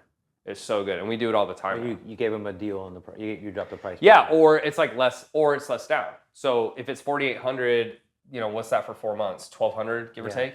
So you might say, yeah. So you could start with 800 down, and then it backloads it. Because what you're trying to do is you're just trying to get a deal in. It's not the best deal, but you're trying to get a deal in. We would usually joke it's a greasy deal. Right? It's not the best deal. It's like we're just squeaking it in. It's greasy. But that is something you could do today, is go back to all the calls you've had recently that you've lost and do that. All right. Now, quickly, I want to talk about your fulfillment. I don't think we need to go into depth on what you do as much as what I did, because I think you're doing too much. So here's what I did when I started. All right, I had a portal. No one ever watched the portal. Nobody. I made these videos and stuff, and it wasn't that intense, but no one watched it. Okay? They had an app. Like Kajabi or like kind of like what you have. Or ClickFunnels. But for what I saw for fitness clients, they didn't care. They just didn't want to watch. They're just like, yeah, just tell me what to do. I don't care. It wasn't like business clients. I had an app at the time. It was Trainerize. Now we use PD Distinction, but it's all the same. Pros and cons. They had nutrition plan.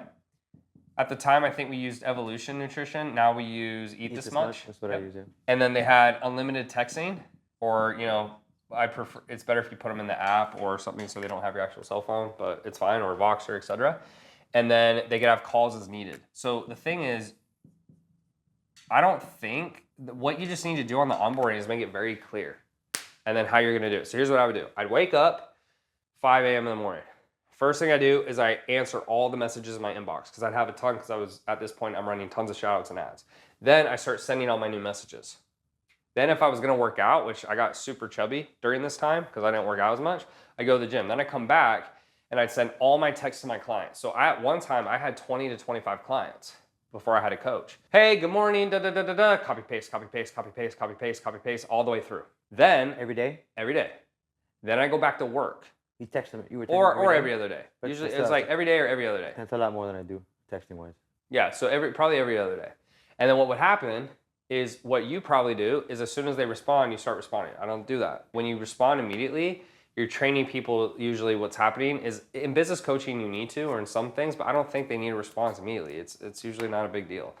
So what I did, and it's also, I'll be frank, it probably wasn't the best service in the world, but when you're in the beginning, it's not going to be. You're doing everything.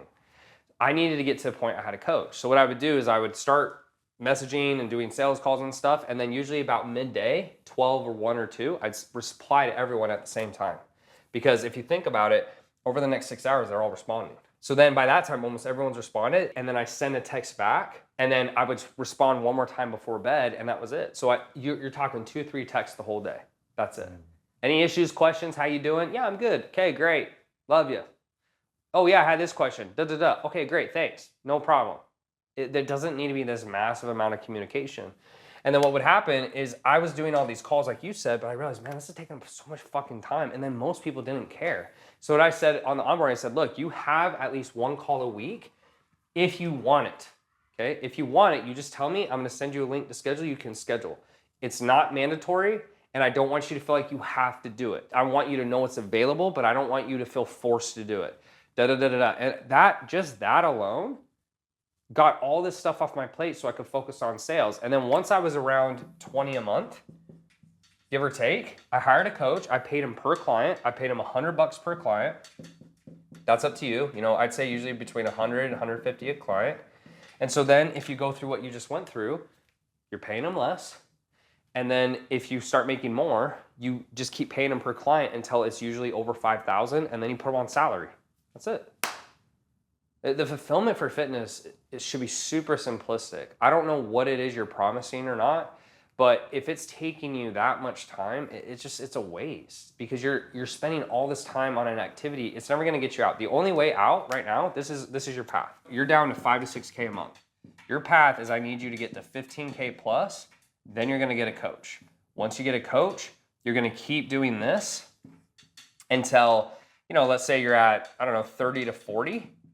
And then one of those setters needs to become your manager. And if you can get, like, what's sad to me is at 50K, you should have had a coach and you should have had a manager for the messengers. And if you had had that, you would have been making 50K a month taking sales calls, and you still have to manage a little bit. You would need to manage your coach, right?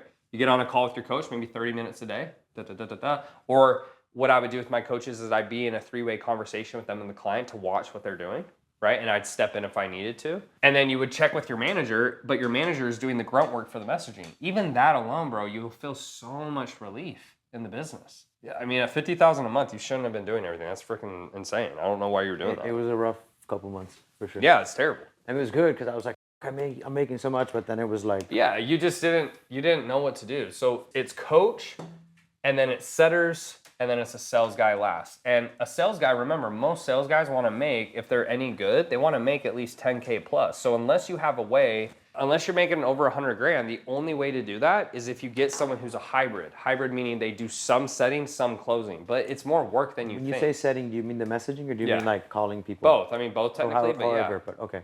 It's the same thing.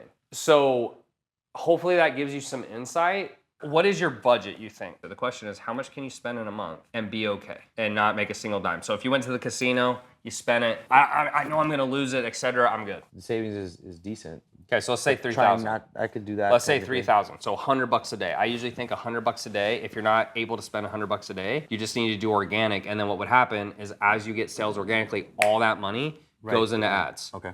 Right? That has to be your mindset, because you're in a point in your life where you have to understand this. And this is every business owner I've talked to. If you don't learn how to get consistent leads, where you'll be less stressed out and probably make more money just having a job. And that's just reality. And if you went from 50,000 and now you're down to 5, you're doing more work and you're making less. That sucks. Like, nobody wants to do that, okay? So let's go to here. Let me see if I can pull open okay. So let me pull open. So let's just start. Let's do a campaign for you. All right. So what I'm going to do, we'll start from scratch. I like DM ads. Now, keep in mind, if you want to run it straight to a page, you can. But I think since you know me and you've known me for a few years, you know why I usually say DMs versus running straight to a page. Or do you need me to explain that a little bit? Why? So when you run to DMs, the benefit I like is that you can have a conversation with them. When you don't run it to DMs, I get a little worried, because they click on your ad and then they go to your website. And then if they don't book a call, you're and then you have no way to follow up with them other than email, and email rates at this point in time is 15 to 30% max. DMs, people are in that shit all day. Yeah. Right? Okay. So if you're gonna run DM ads, you're gonna do engagement. If you're gonna do straight to page, you're gonna do sales. Okay. So let's say for now you're gonna do DM ads. You're gonna click continue. All right. And I just do manual. Let's do manual. So this is what the campaign's called. This name is irrelevant. You could call it Joseph's campaign. Okay. You scroll down, leave everything else the same, click next. Now we come here. This is the audience. So this is the targeting. So what we want to do here is we're going to choose the objective. So the objective is we want people to come through Messenger. So that's why we're going to do that.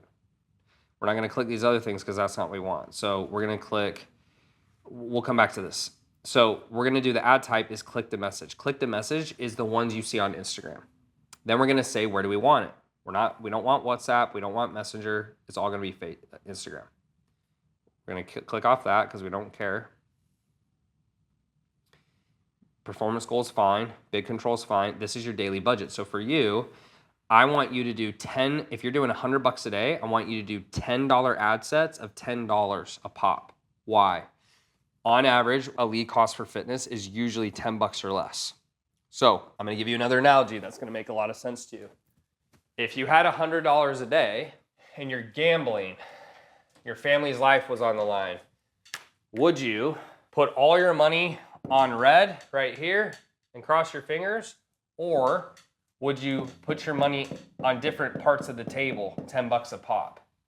You do this. Why? There's a higher chance one of it's gonna hit. So think of it this way. If you're spending $100 a day, more than likely, if your ad's good, 6 out of 10 may work. So 4 of them, you'll get a lead cost over $10, you're gonna turn it off. 6 of them is under $10, you keep it on. And then the 4 that turned off, you start new interests. Does that make sense? Mm-hmm. So here's the numbers you need to look at on ads. CTR, lead cost, LC, app cost, cost of acquisition, CAC, how much it costs you to close. So What's CTR? Click-through rate. Click-through rate. Okay. Typically for fitness, you want 1 to 2% click-through. Lead cost, you want under $10 usually. App cost, you want under $150 usually, max. This is the max. CAC, if you're selling a $4,800 package, it could be a little higher, but you typically are wanting it around $500. If you're selling $4,800 and you're actually getting that, then it could go up to $1,000, but this is the max. So what does that mean? If you're spending $100 a day, what that means is we want on average under $10 lead costs, we want 1 call booked for every 150, and we want 1 client for every 500 to 1,000. Does that make sense to you? Okay. Yeah. The reason you need to know that is because if you're looking at your ad sets, if this is our benchmark, let's say you run 10 ad sets. 1, 2, 3, 4, 5, 6, 7, 8, 9, 10. Let's say this one is $8 lead costs on the first $10. Okay, so I'm gonna walk you through this. Let's say this one's 8, this one's 5, so you got 2 leads. This one was, 20, so you actually ran it for 2 days before it got a lead, et cetera, et cetera. What you're gonna do is you're gonna cut off the ones that are the most expensive. Why? Because if you're getting less leads, more than likely, you're gonna get less calls, which means you're gonna get less closes, which means your costs are higher. So what I identify is the ones that are under the lead costs I want, that are cheap, I keep on until they go over that. The ones that are too expensive, I cut off, and then I duplicate and choose a new audience. I'm gonna walk you through it, okay? Does that make sense though? Yeah. Okay, so this is your first audience. So just give me United States, right? So you're gonna go edit. You're gonna choose living in this location is what I want.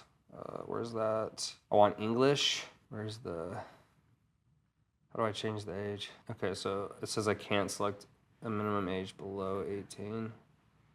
That's weird. Okay. Okay, you see here you can do manual placements too. So if I want all my ads to go to the feed or something, I can choose that. It's up to you. You find that some work better, or? Usually I just do automatic. I don't think it's that big of a deal. But if you're running to Instagram at the very least, obviously it's gonna all be on Instagram, right? Yeah. I mean, so like if I'm only doing Instagram, it's automatically only gonna do Instagram. I don't know why I can't find. Could it be that advantage audience stuff? Where? That. Oh yeah, here we go. Thank you. Sorry. Okay. So here we go. So here, sorry, this is a perfect example. It changed, right? Yeah. So I would go 35 to 55, like this, and then I would do. Is it a big deal that I don't niche down? Is it a big deal that you what? Yeah, I've never niched. I do like. You could, everything. But that's not the biggest issue. The biggest issue is you're just doing a lot of things wrong. So Okay. if you start doing a lot of things right, that'll be better. But we talked about. I'll also show you how to go find people's ads. Yeah, that's right. So what you would do here is you would choose something you think would work. Okay, so we'll choose apples. Okay, there you go. So what you're saying, and then you come up here and you label it. So you'd say apples, apples to apples, because that's the audience. So what you're saying is you labeled it. This audience is apples to apples. It's a messaging app. It's going to go through Instagram. It's going to be people who are 35 to 55 in the United States. Where was the where was the one we just did? The age thing? Yeah. Advantage audience. Yeah, right here. Yeah, so 35 to 55 all, and then apples to apples. You're good. So all you're telling Instagram is you're going to run these ads to the people who are interested in that. Pick an interest that rich people are in. Okay. Period. And then you I test it. tried doing like doctors and lawyers. Yeah, and test. stuff. Test it, and then you also got to remember other people are running to the same thing. So try to, in the perfect world, you pick something that not a lot of people know about, but rich people do. Okay. Like that's the ideal. If you do one interest only per ad. Yeah, because you won't know try to what's put a working bunch if of shit. not. Right. So then what I'm going to do is you're going to pick an ad that you think is going to work. Now, the way you test an audience, think about it. If I want to test if an ad works, I keep the same audience and I use 10 different ads and I see which ad works the best on that audience. Or vice versa. Right? Or vice versa. Because if you change both, you don't know. So what I usually do when I'm starting ads is, let's just say this is the ad. This is obviously stupid, but let's say this is you shirtless, you're jacked, whatever. Those usually work pretty well. All right? You come down here, here's your text. Blah, blah, blah, blah, blah, blah, blah. So the text is going to be right here. You see how it popped up? Then it's going to say send message. That's all you have to do. All right. This part here is what's going to happen after they click. So for example, what this is saying is, hey, please let me know. I don't do that. What I do is I say, I don't even do this. I just get rid of all this. I hate that stuff. So I'll just do usually, let me just pick one we already have. So we'll just use existing. So let's say we use, okay. So here's what we do. Look. Hey, get the same ad strategy that I use in my business. And then there's a button that says, sure, here you go. They click it, and then they get the link to our opt-in page. Does that make sense to you? So now we can DM them, and we can get them on our email list. Oh, okay. Does that make sense? Yeah. So okay. Both. So let's say we do this, all right? And then I would publish it, right? I'm going to turn this off, but let's say I publish it. So we publish this whole thing, all right? Give it a second. Voila. Joseph's campaign is on. Now I'm going to turn this off. Yeah. Okay, now what I do next is I told you if you're spending $100 a day, I want you to do 10 ad sets. Why? Remember the analogy? Yeah. So then what you would do is you would duplicate this. And you could do 9 more times like this. Duplicate. And then all I'm going to do is change the audience. So a different interest, a different interest, a different right. interest. So an easy way to do it is if this is confusing to you, you just can publish it like this. So I would just publish it. Like I don't even stress out. I just go ahead and publish it, and then I go one by one and I change the audience. Okay, so I'll show you how to do that, and then we'll be wrapping up. Do you use ManyChat? Not anymore. You don't need to. It's native. You don't need to use that anymore.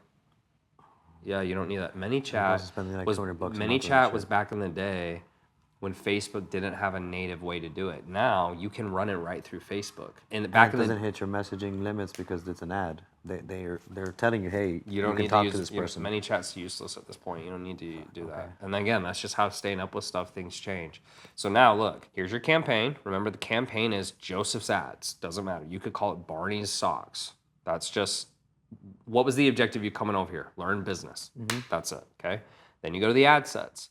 These are all the audiences. Then you go to the ad.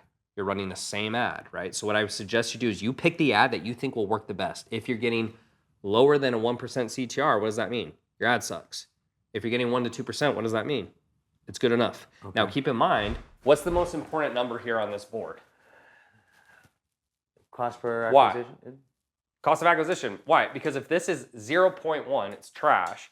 This is $50 a lead, and this is $700 a call, but you're getting a close here. Who gives a shit? Because that's the only number that matters. How much did you spend, and how much did you make? That 4,800 yeah, or 3 or that exactly. 2 or so what I want you to do, so for example, this is average.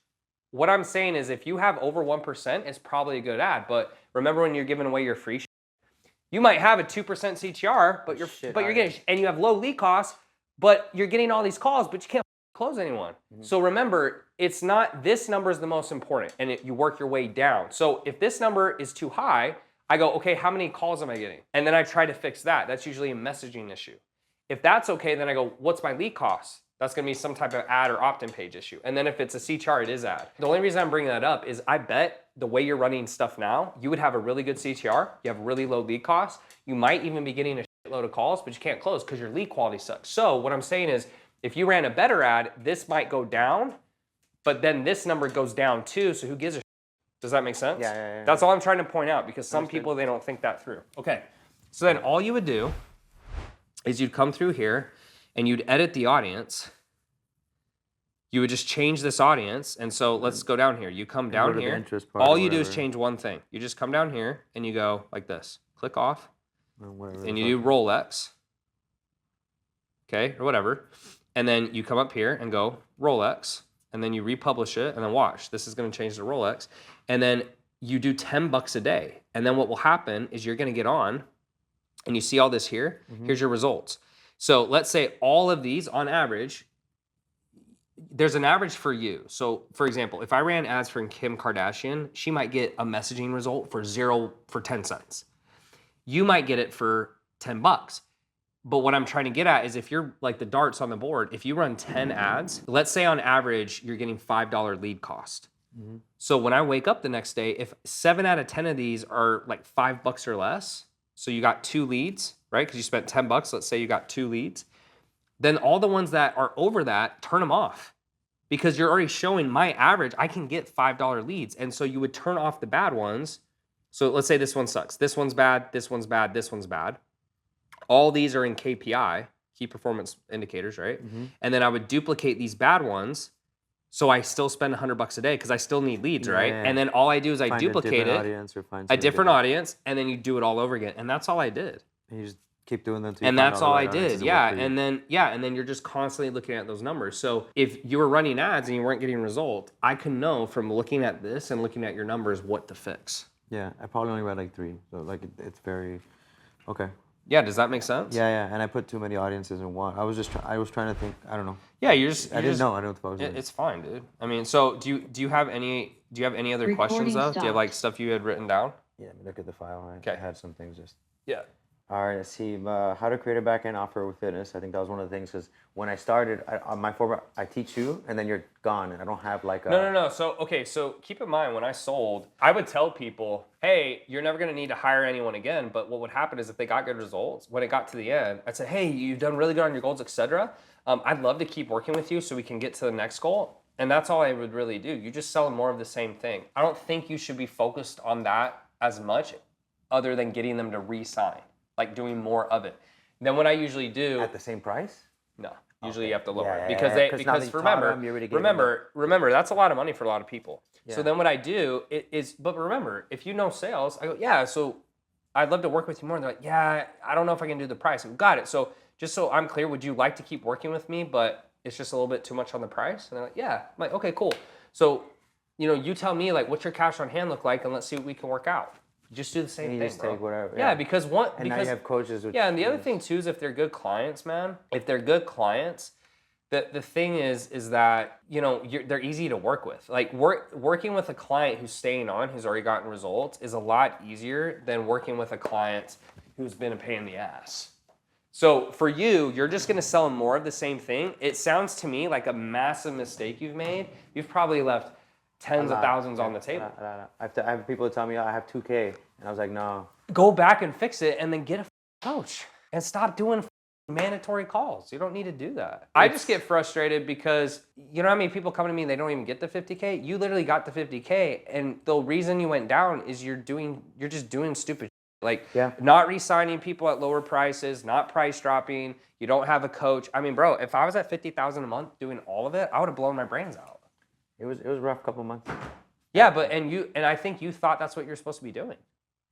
I thought I wanted to get away, and I thought the next thing was I didn't want to let go of I feel like people come to me because it's me, and then it's just how you sell it on the call. So what you would do on the call, what I do on my calls is I said, hey, so to work with me, I would say super high price. I say, so to work with me, it's $5,800 because I'm the CEO, et cetera. I'm really busy, but option B is $3,200. Now, you're going to get all the same stuff, but that's going to be with my coach. So I'll still be around. I'll be in the group. I can come in and answer questions, but I need someone who's going to help me because I can't be around for everyone. So that's just an A, B option close, and it pushes everyone to the B option. And then the people who pay the excessive amount, great. Yeah.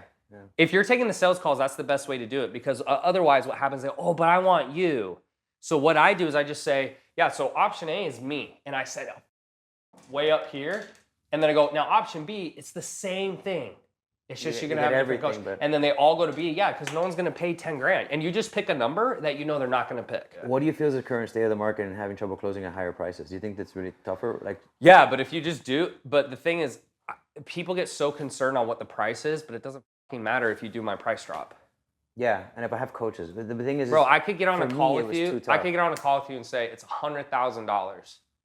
I could say it's $1 million. It doesn't matter. Everyone's like, oh my God. But the problem is they're not thinking about the cash on hand, because once you tell me your cash on hand, I make the call. If I own Walmart, think about it, people sometimes get mad about that, but think about it. If I go to Walmart, I can change the price of the water whenever the fuck I want. Yeah. And they're like, everyone loses their minds. It's not that big a deal. It's my business. I can change the price when I feel like it. that what I noticed, some people trip out when you say a number, they just shut down. Oh, that's too expensive. Yeah, and I'm like, hey, but I'm gonna help you out. Yeah, Don't and worry you just and let they them get in this you fucking just let them zone. chill. Yeah, but that can happen. But what I'm telling you is the way I did my pricing is I just went up slowly. And then when I got to a number that I started to see I got a lot more resistance, I stopped. That for me was $3,200 for 4 months on average. Yeah, 4,800. Before it was 4,800. Yeah. I went up. I started at 225. I did the whole, I followed a lot of stuff you said. Yeah. And I got to a point where I was getting cash full Yeah. in. So 4,800. for me the sweet spot was $3,200. But keep in mind, you can always charge more and lower the price on the call. It just takes an extra 5 to 10 minutes. It's not that big a deal. So what I want to tell you is, if you have too low of a price, you might miss out on cash that you would have had if you had said the higher price. And so I'm it's always, happened. if it's a 50-50, always say the higher price, because you can always go down, you just can't go up. I think we hit everything. And then now I guess I just have to, I do got to change. I got to fulfill less, man, for sure. Yeah, so, and I forgot, last thing. Yeah, so I want you to go back, you sit with your VA, you audit him, you start managing him, you change like your verbiage in your ads, you check these guys' ads, do something similar, start running ads again. You know, you got your to-dos. I mean, you feel like you're clear? Yeah. Okay, so the only thing else. You said how to find people's, how to Yeah, know so what you'll they're do, running. so check this out. You type in his name, you go John. Okay, you go to pages like this. I think he's running it from here. Okay, so what you'll do is you click and you go to about, page transparency. You go to see all, go to ad library. Here's all of. So anyone in the industry. So look, this look at what he says. Let's Page Have you ever told your kids about your old athletic career and their eyes glaze over because they don't believe? He crushes, dude. Like, look at what he says. That's a shit. I will get you shredded, or I'll give all your money back. You'll make at least 150. You have to make 150K. He literally says, we are the best and most expensive fitness program. Everything we do is 100% custom tailor. And then 2, you can start right now, right? So what's cool about what he does is he's super fucking aggressive. And then you know how he does or your money back? He sets conditions that they know. So for example, You know they're not gonna do it. and you know if they do it, they're gonna get the result. Yeah. You have to weigh in weekly. You have to eat your macros Yes. exactly. You have to weigh everything. You have to show me screenshots. Dude, and the thing, the good news here is, if you could get to 50K, you're not for lack of a better word, you burned yourself out. It sucks, but you burned yourself out, and it kind of makes me sad, because you could have fixed it soon. You should have asked me way sooner. Like, even if I just had heard this like in a random conversation, I could have helped you with it. You need to get that stuff fixed, and then get a coach. And then once you get the coach, you're gonna feel so much relief. And then you go back into sales, and then once you get to the number you're happy with, you can get a manager. Now, if you don't get past 100K, you probably will have to some degree always be on calls, because if you get off calls, you're gonna lose revenue for sure. If you put someone else in, they're gonna lose revenue. And keep in mind, let's say you're doing 50K a month, you may have a guy who could set, so maybe you give him 2 or 3 grand a month, and then he makes 5K from the closing, so he's making 8K, so it's okay, but he's not gonna be a killer closer. He's not gonna be, like, killers want 20, 30, 40 grand a month, right? But we're at 50K a month, you should have only been doing sales. If you could have been managing and doing sales, that's it. You shouldn't have had to be doing the coaching and the messaging. And you would manage the coach, you would manage the messenger manager. You'd have probably 2 messengers or setters, right? One would be the manager, the other one would be not the manager, and she would. Yeah, I started to do that, and then I had to let people go because you're losing money. there's no No money. it was losing money. Yeah, and then the thing is, man, that I've learned is there's better businesses and offers, you know? So if I sell SaaS, when my SaaS product comes out, I think that's gonna crush, because it's a better offer, but there's always a way to make it work, right? right? So is fitness the best offer ever? No, it's not the best offer ever, but there's people out there making it work. So what you have to do is just keep that mindset. Hey, if he's making it work, what am I doing wrong? And then just be persistent enough. And so like when you look at John's ads, look at what he says compared to what you say, night and day difference. Yeah. And he gets way different customers. Now he gets a lot more hate, but he gets way different customers because he says you got to be making money. So the hard thing is as you get bigger, and then I'll shut up, is just like in elite COs, for example, as you scale and you spend more on ads, you go broader. And so as you go broader, right? So it's like, it starts like this, let's say, and then as you go broader, you start getting like all these different people clicking on your ads. And so that's why elite COs, we have to have stuff for beginners because there's no way not to get beginners when you're spending that much, right? But if we get enough of who we want, it's fine, right? We have next level clients, we have other clients. So anyways, hopefully that's helpful, dude. If you have questions. So we dismantled all the things that I'm not doing and should be doing. Reaffirm some of the stuff that I knew and a lot of stuff that I didn't know. Have a game plan now, have a better understanding of how to run ads, which is super important because if I can't get people, then I can't make money. I feel like I have a clarity, kind of a better direction of all the steps I need to start taking to get beyond where I was. I would always take back to where I was, but I think I can get beyond there. I think it's exactly what I wanted and maybe more than I expected because I guess I didn't expect to get what I want. Does that make sense? I had a fear of I'm gonna go through it and I'm not gonna necessarily have an answer. Just natural skepticism, I guess. I think Tanner's great, but I guess in my head I was like, maybe I'm thinking it's gonna be too much. What I was looking for, I think I definitely got, and now I just have to execute and implement. I feel more confident what I need to do to plug those holes. Kind of excited to see what happens. Thank you, man. I really appreciate it.